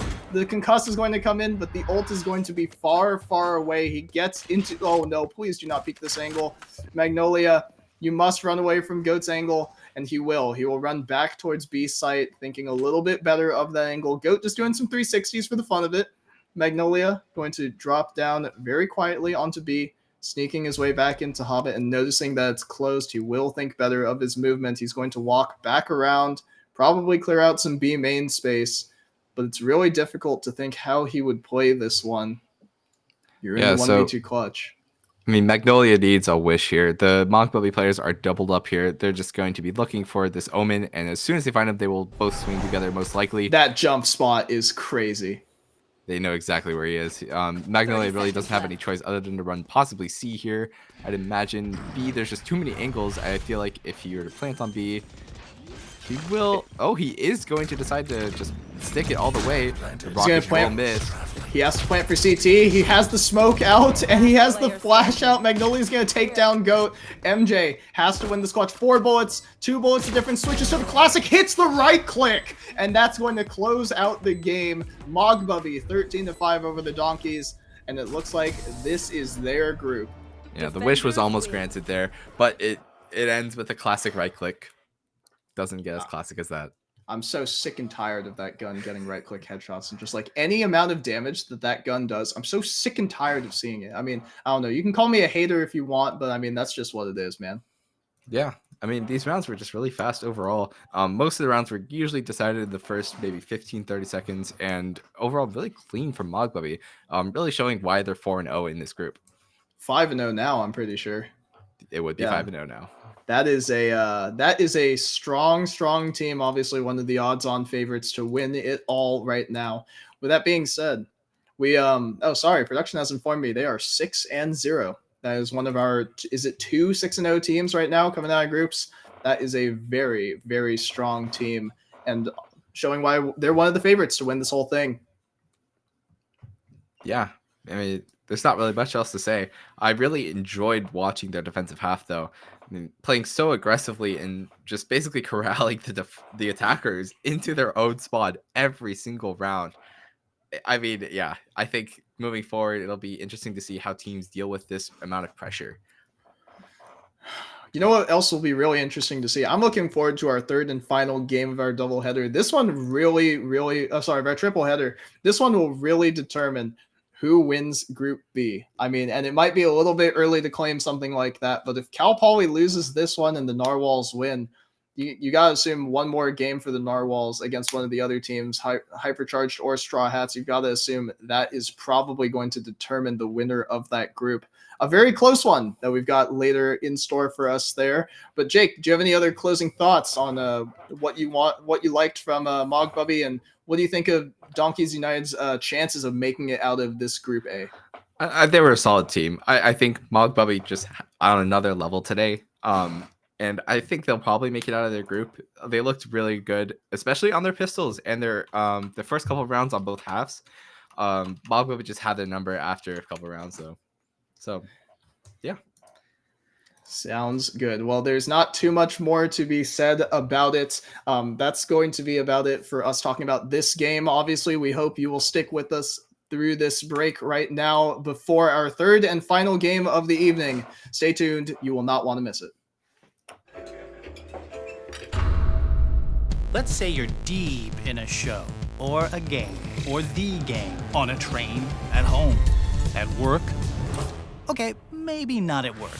Point is, at Xfinity, we're constantly engineering new ways to get the entertainment you love to you faster and easier than ever. That's what I do. Is that Love Island? I got it, 10!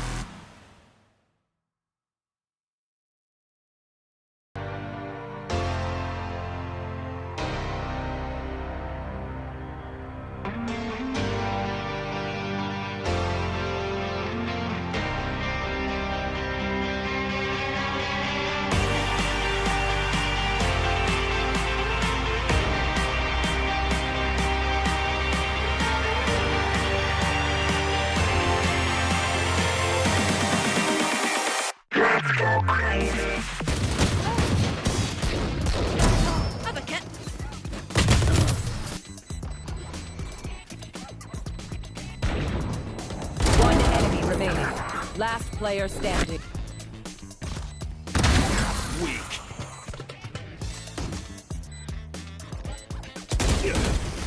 One enemy You're remaining. done. Time to jump. Quit your tiptoeing. They're all dead. Pew pew! My ult is ready.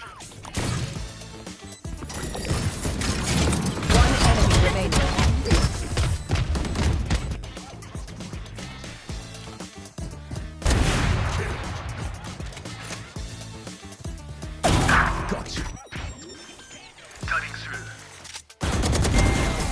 Dead is a good look for you.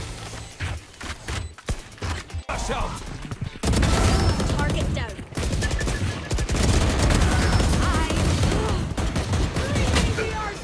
Last player standing. One enemy remaining.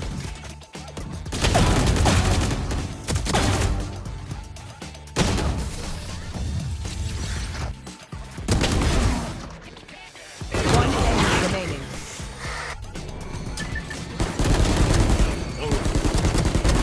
One down.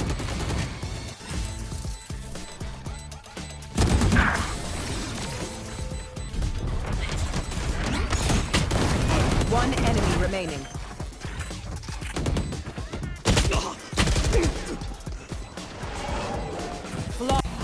Spike down. C.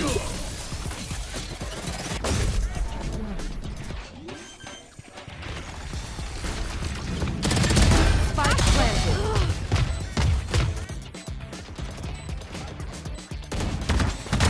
Pitiful. One enemy remaining. Time. That's it. One enemy remaining. Planted. Shadows traveling. Stay in sight. Last player standing. There.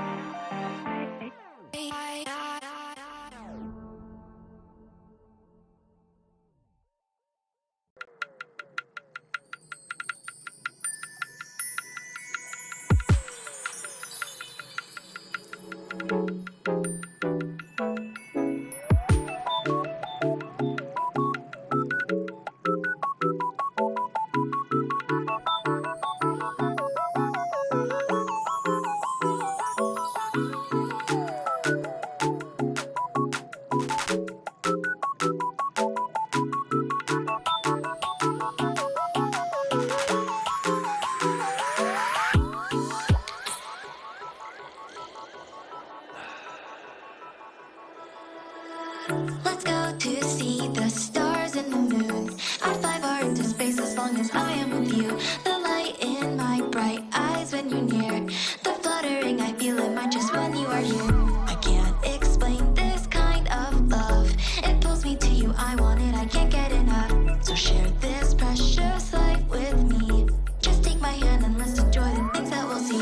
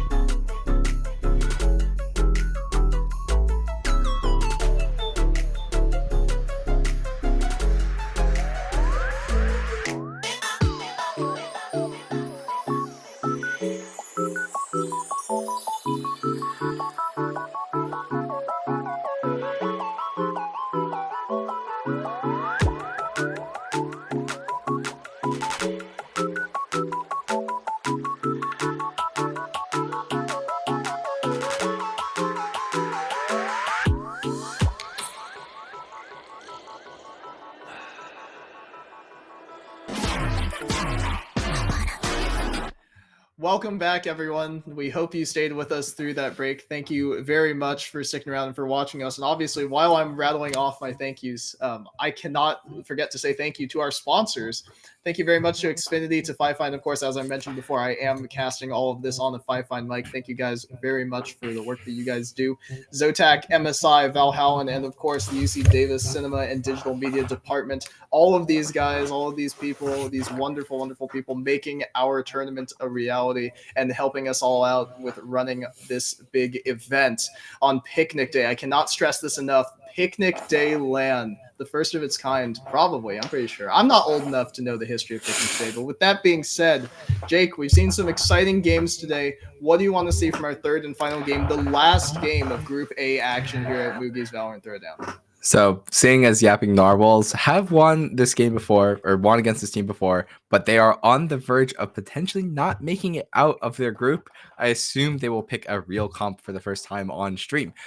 And we should have ourselves a very good game. This is not the highest rank game match that we have, as that was our last one, but it's still going to be pretty far up there, as Yapping Narwhals are basically just the UCD Valorant team.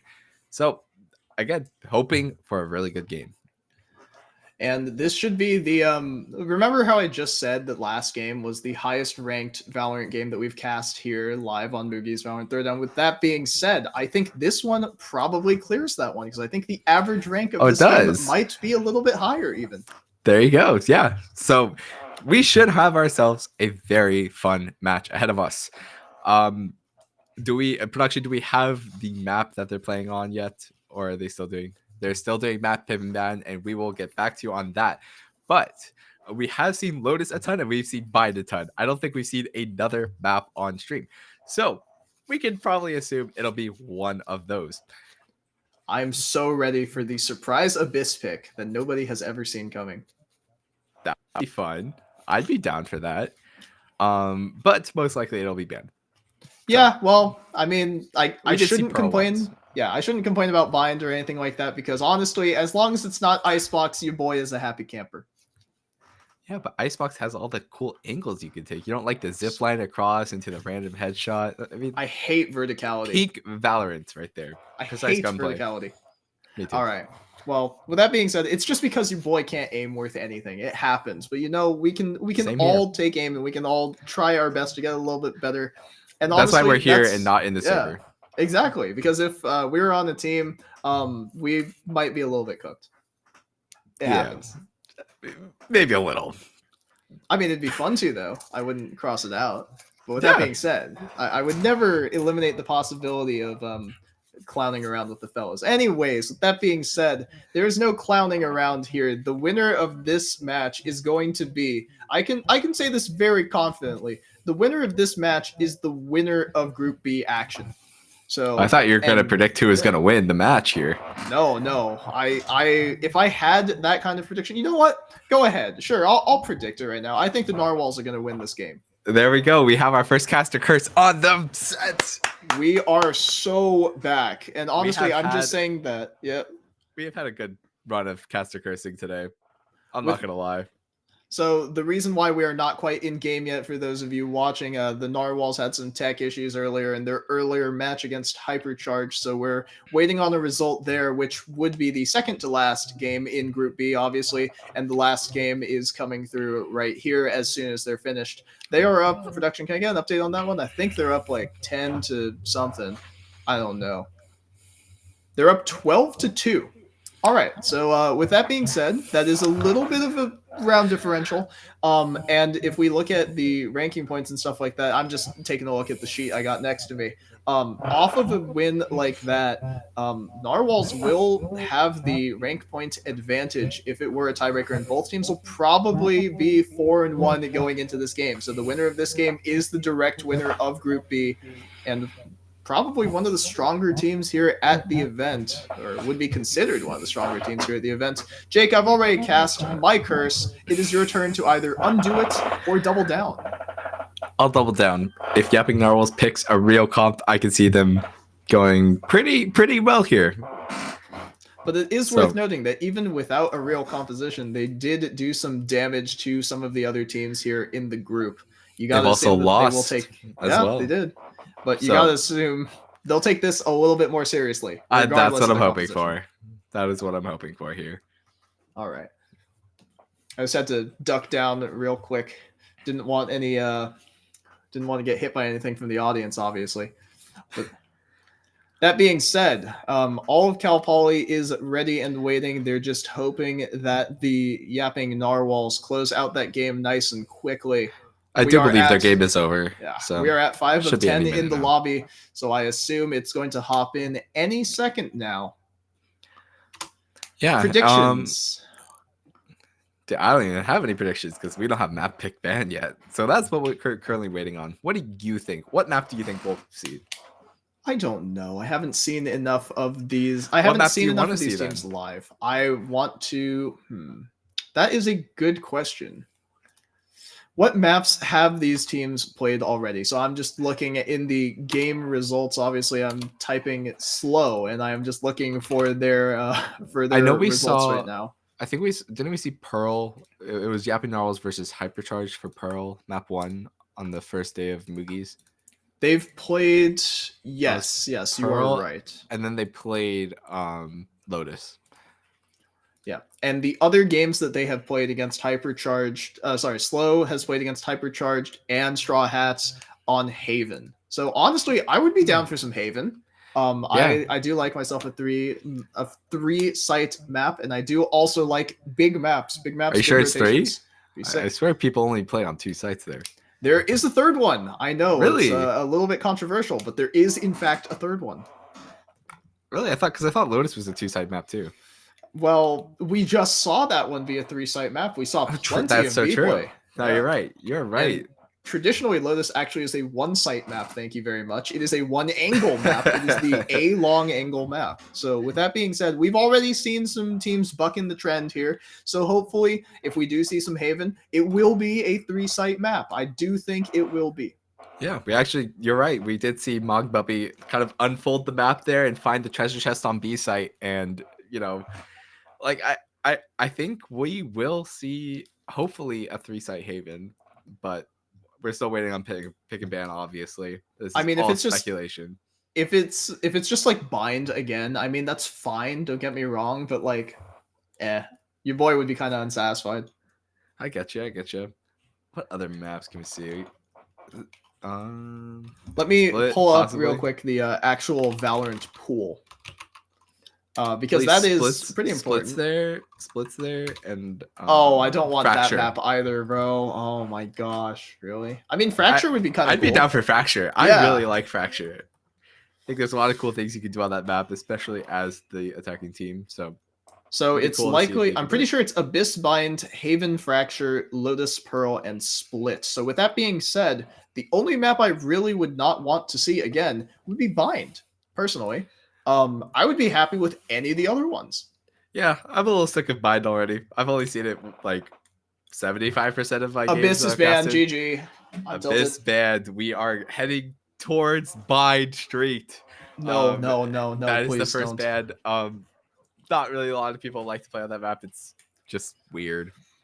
I so mean, no, there's we'll get nothing second wrong ban with here. Bind. There's nothing wrong with it. I am just bored. Okay, so. Yeah, I want to see Oh something my different. gosh, let me The put on brown my is thinking glasses. the brown is getting a little dull for me. I want to see some color. So Let's pick the blue map then. Let's pick one of the blue ones. Let's play some Pearl. I don't know. I'm hoping and praying for anything different. Just a little bit of break from normality. I Lotus got banned. So, wait, are we playing? Lotus is the pick. We have a probably 2-site map here and a 1-angle fight. So maybe they'll do something different. Hey, look, they're going to be trying their hardest here. They don't want to be the team that falls behind. They want to be the first out of their group. They will be trying. So maybe we will make use of all 3 sites. Oh man, I'm just bummed. I mean, there's nothing wrong with Lotus. I like Lotus. It's a fun map. It's an interesting one, that, if nothing else. With that being said, if I have to watch 2 teams just slug it out A-long again, I'm going to be pretty sad. Last game was a break. I want you, the viewers at home, to know that that is not normally how that map is played. There Very was certainly. a lot more action. There was a lot of exploration. If we are playing Lotus, which we are, and Cal Poly will be on the defender's side, I hope to see exploration from both teams. I want to see some initiative being taken from both sides. I want to see aggression. I want to see both teams playing around each other well. And over-under right now on the number of Tejo kills we're going to get this time with just the Rockets. Hey, I don't even know if these teams will pick Tejo, because last time we saw UCD on this map, or the UCD team on this map, they picked 5 controllers. That's true. So we might not see Tejo here, though that will be a very sad day. I think we should at least see 2. Well, with that being said, I mean, I cannot wait to hop into game here. It looks like we've got almost everyone ready and waiting. I mean, we're just waiting for... Are we waiting for one more production? We're waiting for attacker, coach... We have Tendon Party. We are just chilling right now.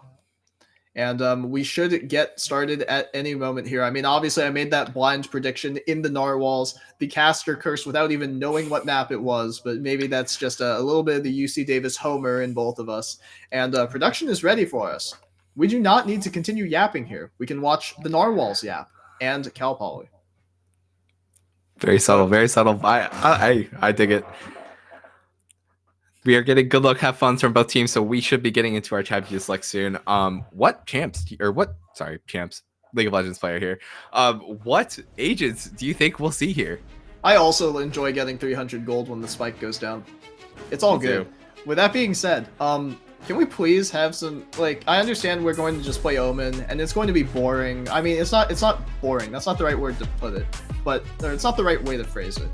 Can we just play my Astra, please? Can we please just play the sickest smokes champ in the game? She's here. Thank you so much, guys. No, stop. Stop doing this to me. I mean, don't get me wrong. The Omen is totally fine. I don't love the Clove. That's me personally just being a slower player in general. I like having a bit more range to it. But with that being said, I prefer the Orb Smokes to the Viper that Yapping Narwhals are looking at, but that is A-long controlled every single time. Do not care. So it's interesting that they actually will opt into the double smokes for both sides here. The slow team here, I'm unsure what their duelist is, but they do seem set on picking both Omen and Clove. It's not a ton of setup if they do end up picking Tejo, and I think they're still deciding. But it'll be interesting to see no Sentinel potentially, as the Yapping Narwhals will pick up the Vice most likely. There it is. So yeah, this will be actually a really interesting game, and we'll see what Bibis actually ends up picking here, whether it's another duelist or potentially the chamber. But it's a pretty standard comp for slow. You have Neon as the duelist of choice for slow. That will be an exciting player to watch. Bruce Lee Valorant. That is what I'm talking about. Yeah, so this is actually really interesting. So the defending team has 2 smokes, no sentinel, and they're up against double sentinel attacking team. So this will be an interesting half. And then when they swap sides, they'll actually be even potentially more fun, as this defending team has no way of checking for flanks. We'll see if the attacking team can make use of that in the future rounds. But for now, yeah, we'll just see probably our standard A fights with Tejo Rockets and Reach Stun. And this is a great confidence pick. I mean, or something that's worth highlighting from Yapping Narwhals. This chamber here, that is the wrinkle, I would say. The chamber versus the Neon, I would say, or versus something like the Tejo. The difference here is we are taking gunfights, right? Like, the chamber needs to fight. He needs to be on the map, being aggressive, and the team probably will be playing through him a fair bit. So let's see what these two teams will have in store for us as we get underway for our final game of this triple header. And the final game of Group B. Yapping Narwhals on the attack, slow on the defense. Let's see what we got. Yeah, so I mean they're just fighting out, right? This is gonna be a C hit right off the bat. Stalled out a little bit by the utility. The rockets will be invested. The smoke will be invested. Moon's going to flash right through it. He took some damage already. Hoodie's going to be traded back by Koister. Another kill coming by through Jimmy. From Jimmy. Skyzo taking another fight onto Hoodie, going to have to drop back. Bruce Lee looking for a little bit more damage, not quite going to find it before he takes down Skyzo immediately, and Koister gets another kill onto Night Fury. Jimmy's going to trade back Koister. It's all up to the chamber that we were just talking about, and he's on 4 HP. He's got some bullets, gets the first, gets the second on the Bruce, and now it is all in his hands. Jimmy, 70 HP. Vivis got 4, but he has the deagle. One shot will make the difference. Does he know that Jimmy is wrapping around with his knife out? He seems wise to his tricks, walks into the angle. He's not quite going to find it. Bibis with the body shot. Jimmy takes him down. The health is the difference, and slow 1 shot away and 1 round ahead.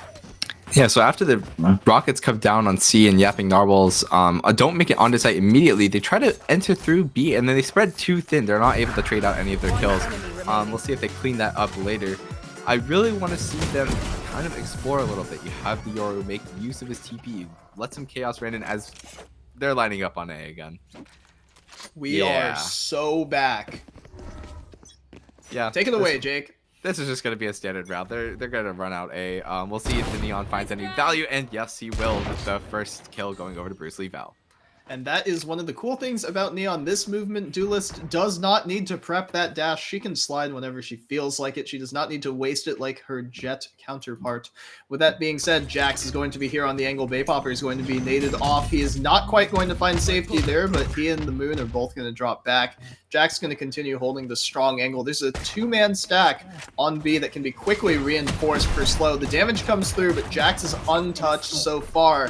Hoodie going to swing out here with the help of Night Fury, but Koister takes down the first. Bomb plant is going to be tapped as Koister gets a second. He's really making a round of it now. Hoodie takes down Koister immediately. As soon as I say it, the jump swing onto Skyzo, but Baypopper takes down Bruce Lee. So there is something to be made of it if Baypopper can hit a headshot here and make things really interesting. The wall is going to be his, and he's going to plant in bowl or in dish, so he's just going to be nice and patient. Spikes on the other side of the wall.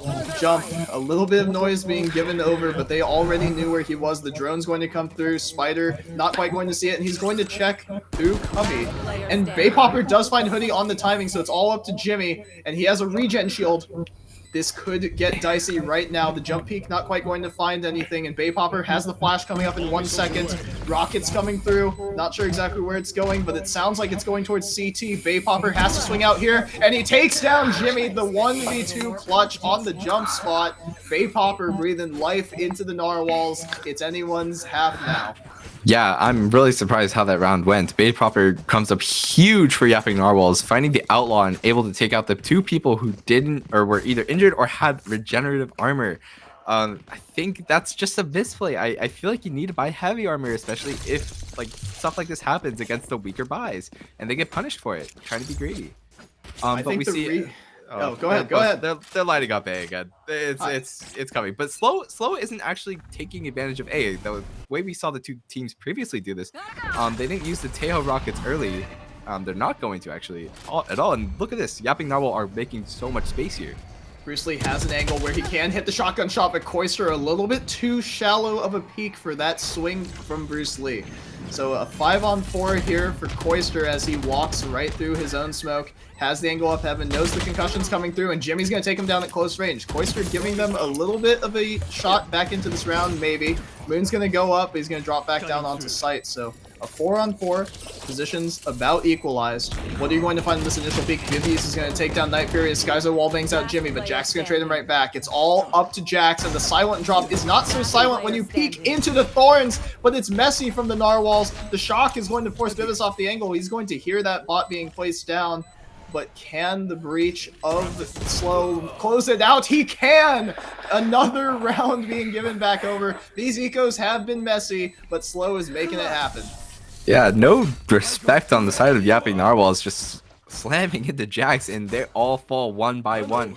But we'll see if Yapping Narwhals can continue to punish the fact that Slow isn't actually going for any early aggression with the Tejo. They're just opting to sit back and let Yapping Narwhals take the space. So we'll see how this kind of plays out in the future, but I'd imagine most of these rounds will go Yapping Narwhals if nothing is changed.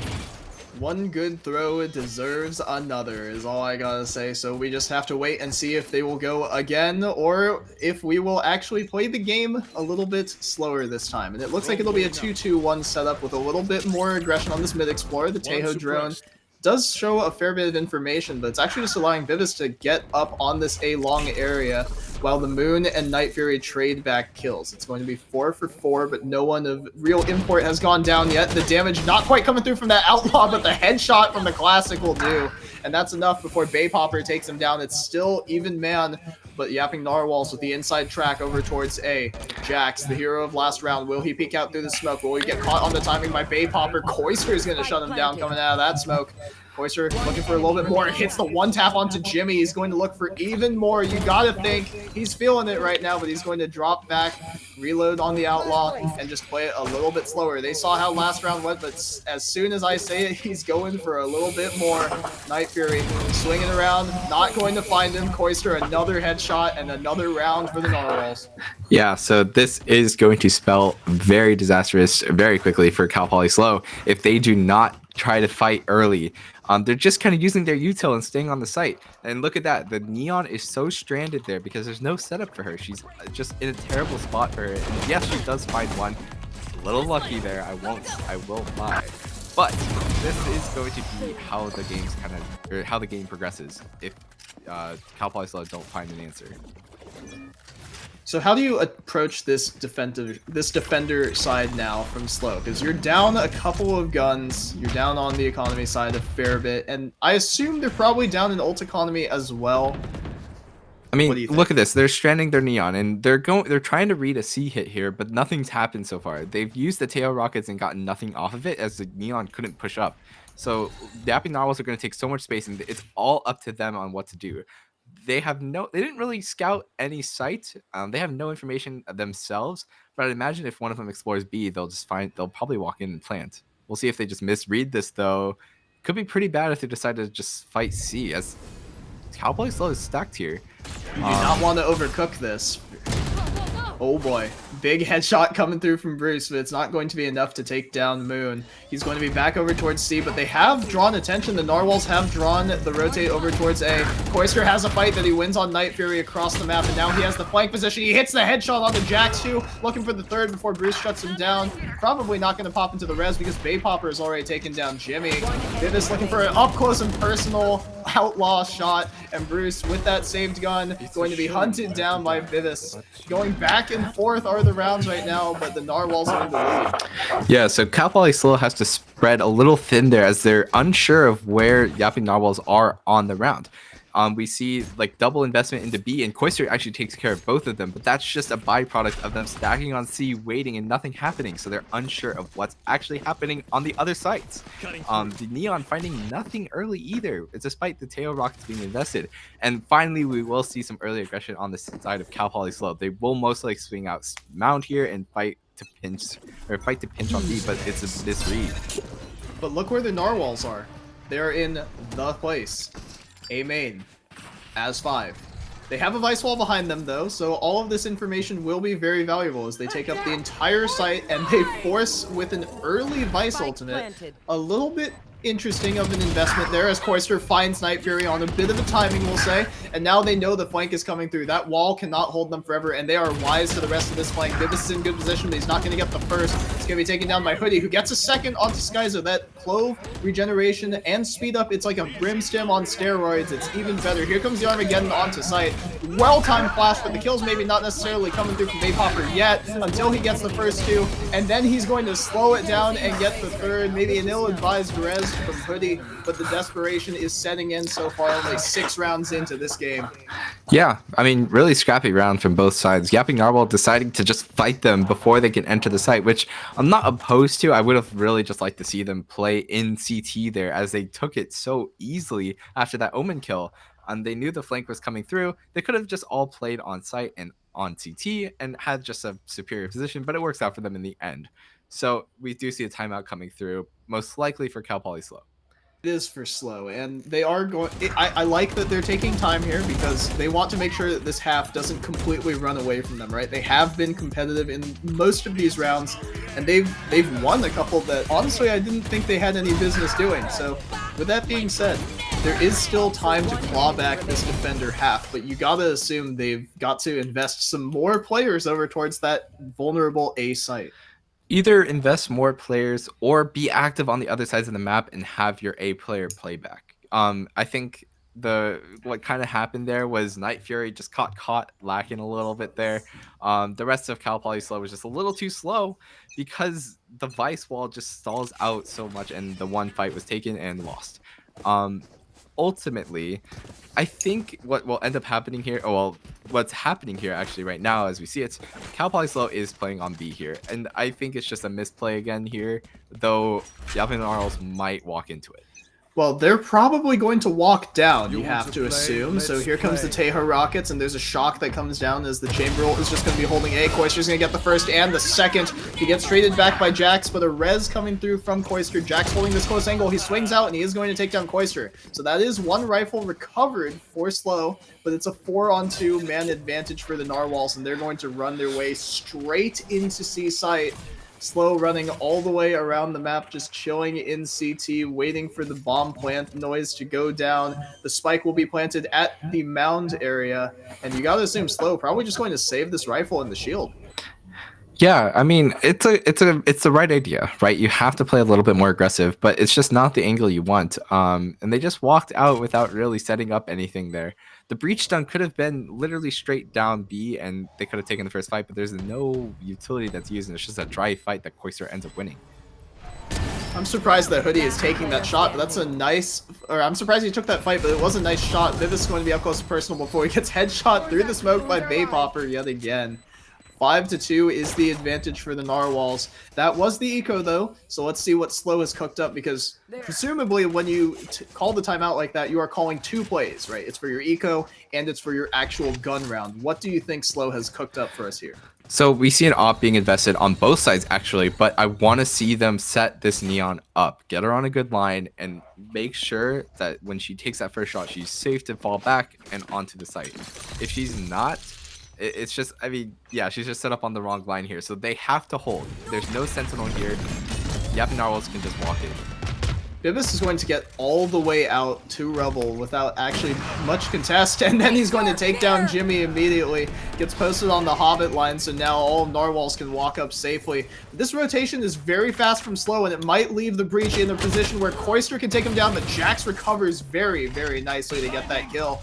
A little difficult, 120 the damage. Maybe a Phantom actually takes him down there, but Skyzo and company are going to be here on the B site with the ability to plant wherever they want, and they're going to opt for Bull. Will Skyzo overpeak into this angle? Yes, he will. Jax is going to take him down. The man advantage is in favor of Cal Poly, and Bibis is going to equalize it yet again. So Bruce Lee has to find something here on this operator, or Bibis is just going to ice out the rest of the round. Yeah, Chamber finding so much value with the early op kills, as we will just see them swing onto site here, but it's retaken with an op. Hoodie finds 2. Bivis in a position where he has to ace clutch. The defuse is not coming down, but they're both trying to wallbang him. Jax gets the kill. A third round for Cal Poly, and it looks like whatever they called in that timeout, it worked. Yeah, Skyzo just over eager there. There's no need to actually swing that angle. You could have just held it and sit back with your op, but he swings it, and that's probably what loses them the round there. The man advantage just kind of going the way of Cal Poly slow, and they make use of it. A nice round from Hoodie though, finding 2 crucial kills for that site retake. Well, a bit of mind control may be employed there, but with that being said, we are going to mind control Yapping Narwhals. Why don't we go attack A again? Yes, I love this attack strategy. I might sound a little bit salty, but it's just because this is what you have to do on Lotus, right? You have to present yourself here. You have to show presence. You have to take away this big angle from the rest of the map. Bivis with a nice shot onto Jimmy under duress from all that util, and he's just going to run back in with that man advantage, and Slow is a little bit in disarray. They're not in position to actually contest this, and so the Omen ultimate, if it is invested, he's going to think better of it. Would have been difficult. The Moon's going to take down Jax, and now there's pressure on backside. Hoodie's going to trade 1 kill back, but Koister shuts him down. So the 4-on-2 with all the position you could ever ask for. Isaiah's Night Fury takes down the Moon. Bruce Lee trying to flank. The flanker gets the first shot, does Koister. Not quite going to be prepared for the second. So there is a clutch opportunity here. The spike has not been planted, and they are in tree right now. Bruce has the angle. If he can get around there, he's going to silent drop first, and the Thorns are going to be there to cover the silent drop. He's going to make the noise with the shot. Will there be a repeat coming through? Bivis being nice and patient. Bruce Lee gets the first and the second on the tap down. It's a 3K for him, and he saves the round for Slow. Not sure exactly what the Yapping Narwhals are doing there. A little bit of miscommunication on that double peek, but those are some nice shots from the duelist coming from Slow. Yeah, a wish was made and a wish was granted there. Not really sure why Yapping Narwhals decided to randomly swing there, but you know, I as much as we joke about it, I don't actually dislike the Yapping Narwhals just going A consistently. Cal Poly still aren't really punishing it at all, and they have the tools to do so, but they're kind of waiting on B, and Yapping Narwhals actually aren't taking advantage of that either. We see them kind of just trying to move into B if they don't find anything initially A, and it's just too slow. Cal Poly Slow is usually ahead of the play here, and I just want to see them work A and go fast here. So we'll see what they do. The rotations from this Cal Poly Slow team are very quick. You have the Neon, which by default is just very, very quick. And these Yoru teleports are nice and all, but you need to actually get some more value out of the Moon's play, I would say. He's going to swing right through that smoke, and he's going to clone into stairs, so you know there's at least 3 people here. Do they know about the tree player, as the Moon's going to take some pre-fire there? Jimmy's just going to be playing a judge in the smoke. Jax is going to take down the Moon, so that's the tip of the spear taken down. Bivis is going to be flashed off the angle, and Jax is into drop. He has the angle to take down Koister before Bivis takes down Hoodie, and Skyzo does take down Jax. Despite all the chaos, it's a 3-on-3, and the wall gets tripped, signifying they know where the flank is coming from, but Jimmy, undiscovered, and Bay Popper being asked to clutch. He hops into the smoke and gets shut down by the stunned Night Fury. 5-all. This half is anyone's game. So I really liked how Cal Poly Slow played this round. They just set their up on C. They didn't really use util for it, but that's okay because you had 4 players on A ready for the Yapping Narwhals to take it, and that's exactly what happened. So this is what I was finally talking about. Cal Poly Slow finally punished Yapping Narwhals for just over-eagerness on A. Not really ideally how I'd like to see it done, but they did it, and that's all that matters. They get to 5. Well, it's 5-all. Can one of these teams string together enough to make it a winning half, or are we going to move to 6-6 and play first to 7? What do you think, Jake? I'd imagine this round should go the side of Cal Poly Slow. They have 2 ults they can invest here. Yapping Narwhals only with the revive. We'll see if the early fights go the way of Yapping Narwhals.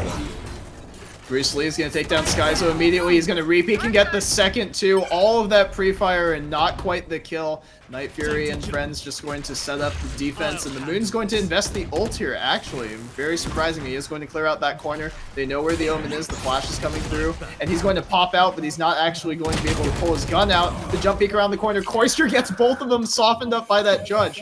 There is a round to be made of it. I've said it 17 different times. Hoodie with a crazy flick onto the Moon. That is a lot of damage, but the spike does go down. It is the 2 players on the side of Yapping Narwhals, who need to clutch. They have the positioning advantage, and there's a lot of damage done on Bruce Lee.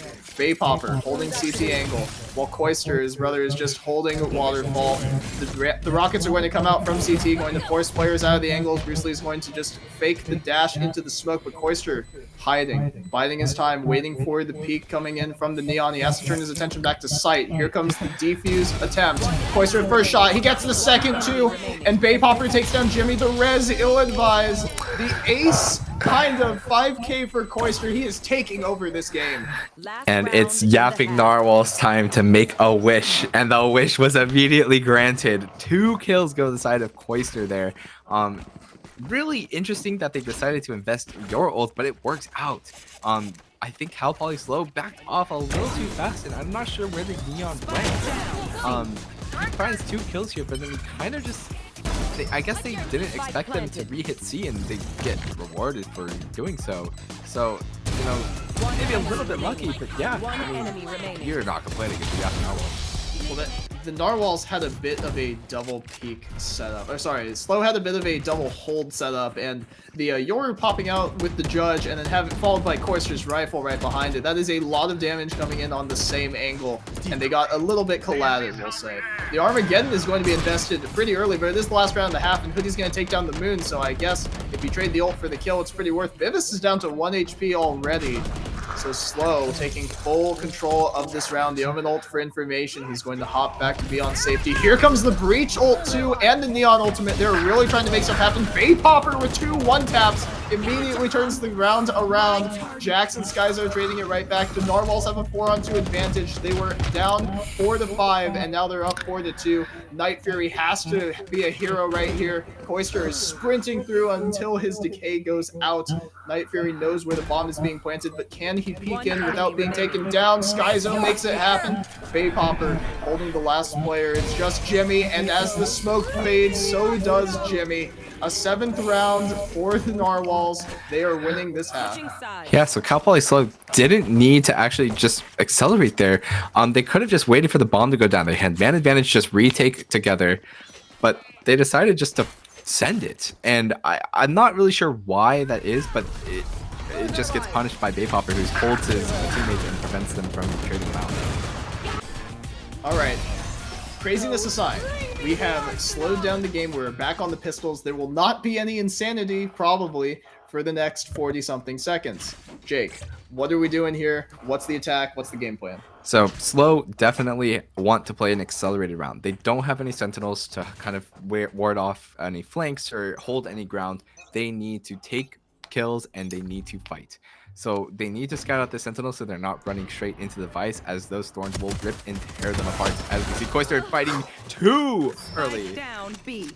That is ridiculous from Koister, but Hoodie and Night Fury will equalize it. So the rest of the Narwhals falling apart a little bit, and they did manage to take down Koister. You gotta assume Bay Popper, it'll be all up to him here with a little bit of help from the Moon. Night Fury going to be caught with the flash out, but they're not going to go for anything more. Pre-fire on that clone is pretty nice. Here comes the flash faking like a push, and then Bruce Lee's going to take down Skyzo. The whole rest of the map is open for Slow to play with, and Bruce has taken this entire side, this entire 2/3. It is a 3-site map, and we have information on all of it. Hoodie's going to run back, break through Hobbit, and then plant it down A. Will this flank actually be fast enough? They're making plenty of noise as the Moon is just going to be hopping his way right through. But Bruce actually isn't in a position to cover this, so if they sprint onto site fast enough, they might have a chance. And they do take down Hoodie. Bay Popper makes it happen. Bruce is pinned in, has to hit the shot, and it doesn't come through. The Moon and Bay Popper shut it down. It was looking rough for the Narwhals, but they've recovered with a pistol. Yeah, so Slow is unaware of how fast that flank is coming through, and no one is holding the planter. And that's the timing that it takes for Yapping Narwhals to find this kill, or find the round even. It's just a little shaky early though.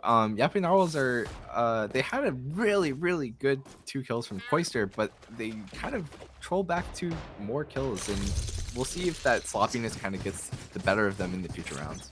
Well, hey, remember what you were talking about in the first half, Jake, about the regen shields. If you look at the Narwhals, pretty sure a couple of them have them. Koister's on the light. There might be... Oh, actually, no, they've invested fully into the heavies. Maybe they heard you a little bit. And Koister's going to take down Night Fury through the smoke. That should make the round very uncompetitive. Koister a bit pinned in. He gets one more before he's taken down by Hoodie. but giving the Clove and her regeneration a rifle would be a problem if Skyzo wasn't there to cover it. The Moon gets one more, and Baypopper closes out with the Ghost. That is about as clean as a chaotic round gets from the Narwhals, but they are up to 9 already. Yeah, well played. I mean, they shut down the eco like kind of strat early on, and they made out with 4 guns and going into the next round, and I'm a fan of it. As we see the second timeout coming down for slow here, I'd imagine what they're going to try to address is what should they do on this attack side, and if they say go A, I feel like Yapping Narwhals might be ready for them. But I'd really like to see them just play the round a little slower. When you hit these sites, you got to make sure that it's going to be advantageous for you. If you're just hitting off rip, you're not sure what you're walking into, and if you end up losing like 1 or 2 kills, the round's basically over for you. You don't have the sustained utility that they need to actually like re-hit another site, in my opinion. They need to take space, and it needs to be meaningful. If they take ground and kind of wait there, Yapping Narwhals will just be able to retake that place, as there's no sentinel utility holding it. So what's the call coming out of this timeout? Are we going aggressive on this one, or are we playing it a little bit slower? If you're Cal Poly slow, definitely play a little slower. If you're Yapping Narwhals, though, play it fast here. Like, really try to surprise them. You know what they're most likely going to do is just stack up on a site and hit with all of their util, which is what we're seeing. So I want to see Yapping Narwhals get aggressive on another side of the map. Whether push B, push C, fight Mound here. They're probably just going to fight A, though. I love fighting A. Have I mentioned it? Yeah, I think you have a few times. As we do see a bit of a slower round. And nope, never mind. Koister finds one, and it gets traded back, so it's not the worst. We are very quickly losing our minds here, and it's a double Odin spam, but it's not actually going to find too much damage. The Moon has a nice flank angle, though. Baypopper just going to continue drawing aggro as the Moon waiting very, very patiently. He's going to teleport out at the right time, right when Slow was checking that flank. So do they know where he is repositioned to? Do they know that he's posted on this angle? And do they know he only actually has a Sheriff? I don't think they do, and I mean, it might not matter here, but they are doing their due diligence. What a shot from the Moonist Tower. I mean, yeah, this round's looking like it's wraps. This is a difficult round for Cal Poly to claw their way back into. They have the vastly superior guns, but can they actually do anything with them? You need to isolate a couple of fights here. Maybe the Moon overpeaks a little bit after this util goes down. Bibis out a little before the smoke, and it doesn't matter. He takes down Night Fury, peeks out again, gets some damage down, but it's not quite going to be enough. Tags, but no frags, and Jimmy's going to be taken down by the Moon, swinging out with a shotgun. That is all he needs right now. A triple kill for the Moon. A 10th round for the Narwhals. They're running away with it now. Yeah, so I'm not sure if it's a little bit of miscommunication coming from the side of Slow there. Bruce Lee Val just kind of sprints in there, and no one's able to trade him. So I wonder if the call was to play it slow, and Bruce Lee Val decided, you know what, enough is enough. I will take matters into my own hands, but he gets punished for it. So we'll see if they decide to fight A. But we see a spread thin Yapping Narwhals here, trying to just default it, figure out what's happening on the map. We will most likely see Bibis taking an aggressive line here with the op, and he will just have the rendezvous to get out. A tale as old as time. Chamber posted on the aggressive angle with an op and the ability to blink himself out, but also a tale as old as time. The aggression outside A. The Moon's going to take down Jax before that smoke fully blooms. Thought he had the timing, but maybe not quite. And Koister is just going to walk his way down as he is shepherded in by his teammate. Bruce Lee is going to dash into the back of sight, but here comes the re-aggress from Tree. Damage is going to come through from Bruce Lee, but Skyzo gets one more before he's traded back. It is a 3-on-3. Health advantage to the Narwhals. Positioning slightly too slow, but wow, what a kill from Bruce Lee. It's going to be up to Koister's flank. The Chamber, Bibis is going to be very, very far away now, so Koister has to go huge here. And if you're the side of Yapping Narwhals, you don't actually have to save. Your econ is really good as it is right now, so Koister just walking in.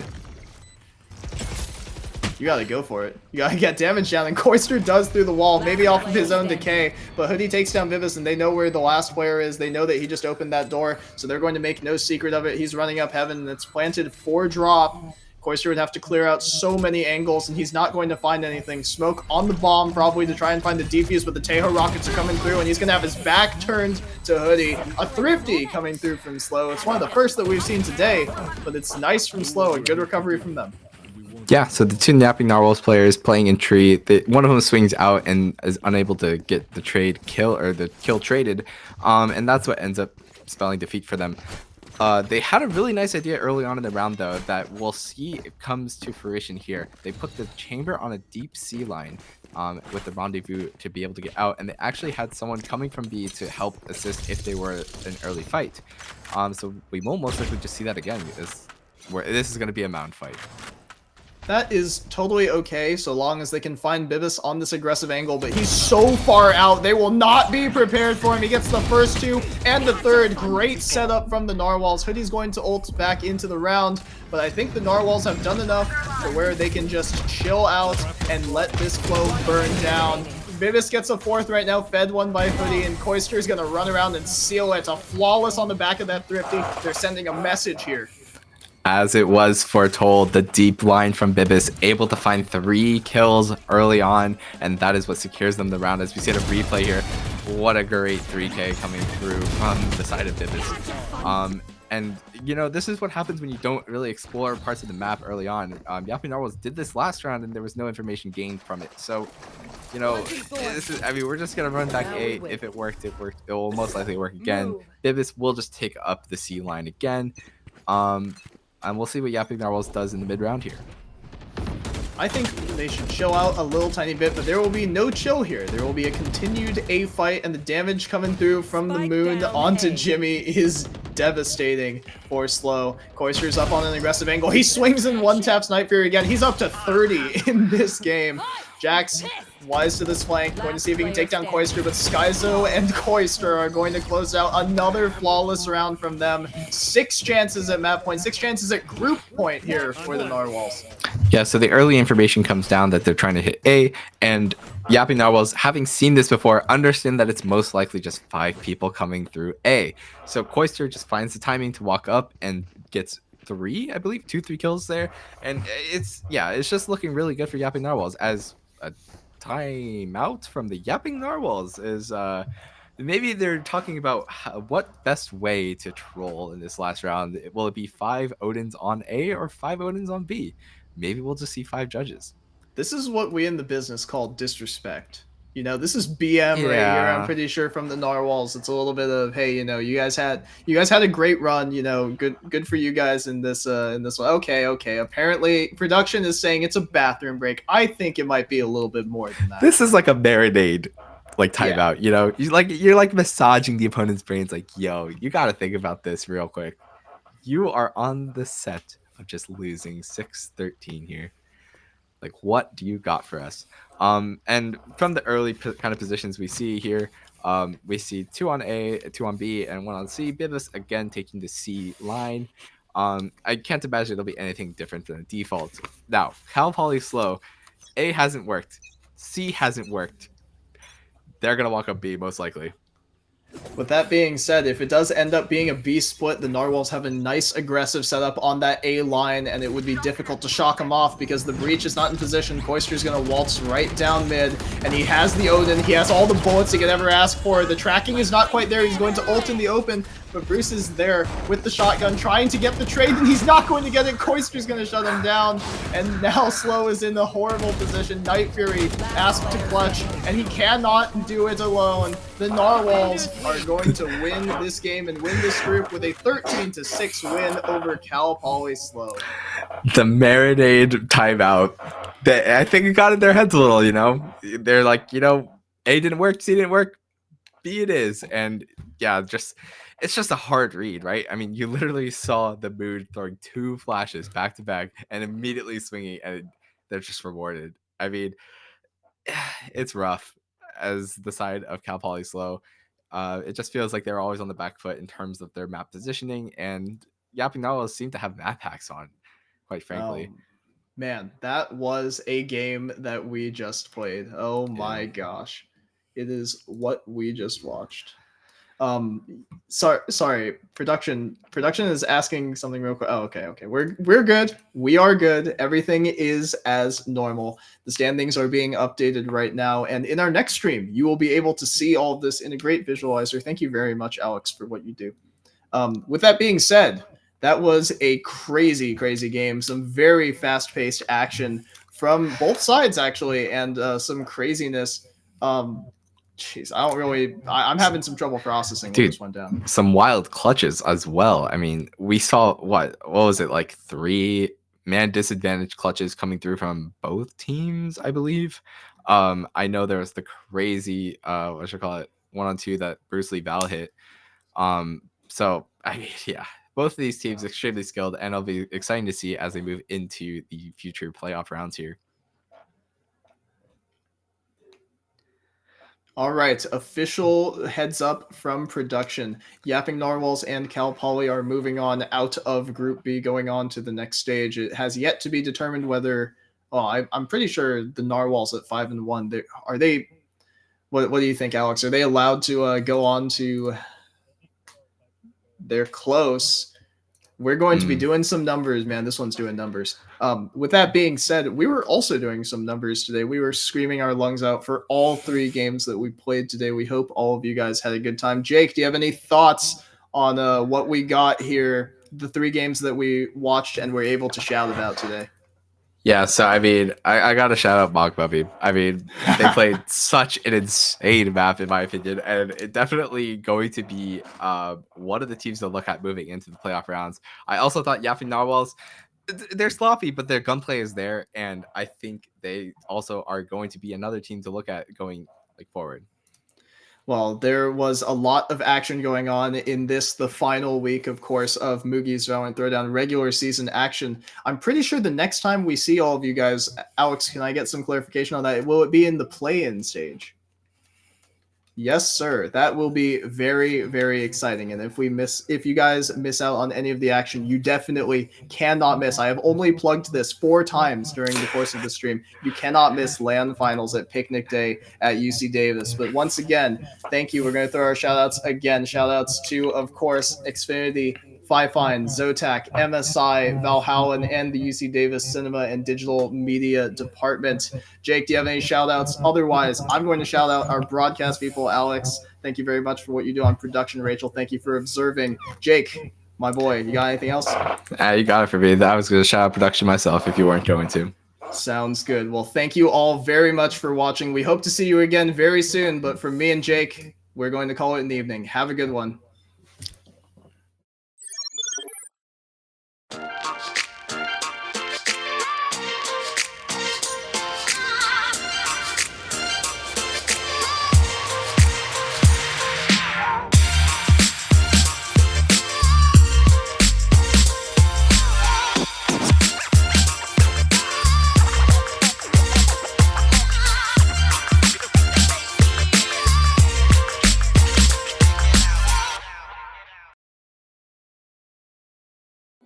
The light in my bright eyes when you're near.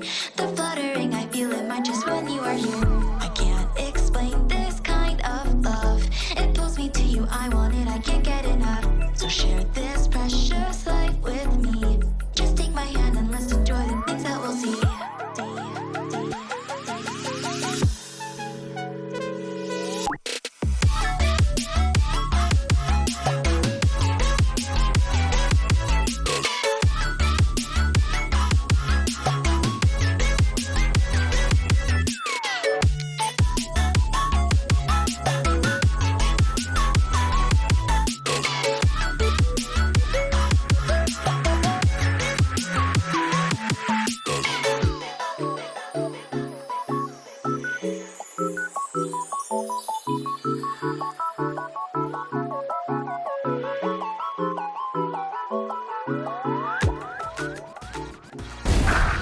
One enemy remaining.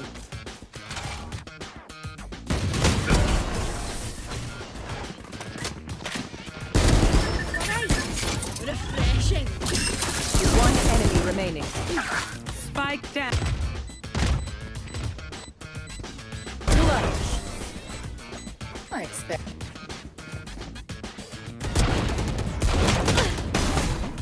This way. Gotta go.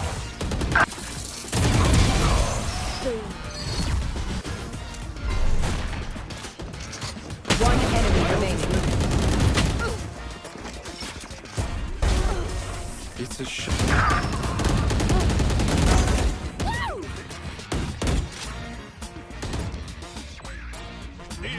Good hit. Back like I never left. Up to one enemy remaining. Back like I never. I have this. Spike down. C. Spike planted. One enemy remaining. One enemy remaining. You made the man. Burns are alive.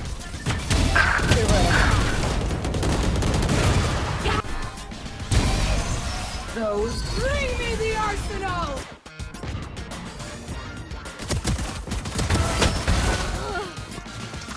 Spike down. Spike down A. Last player standing.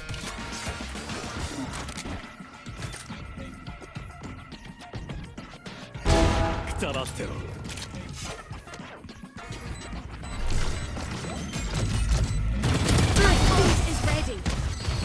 Just sip.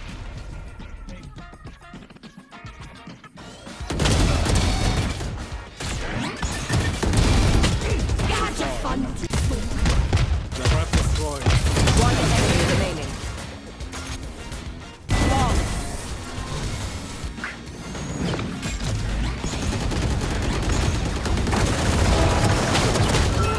Back like I never.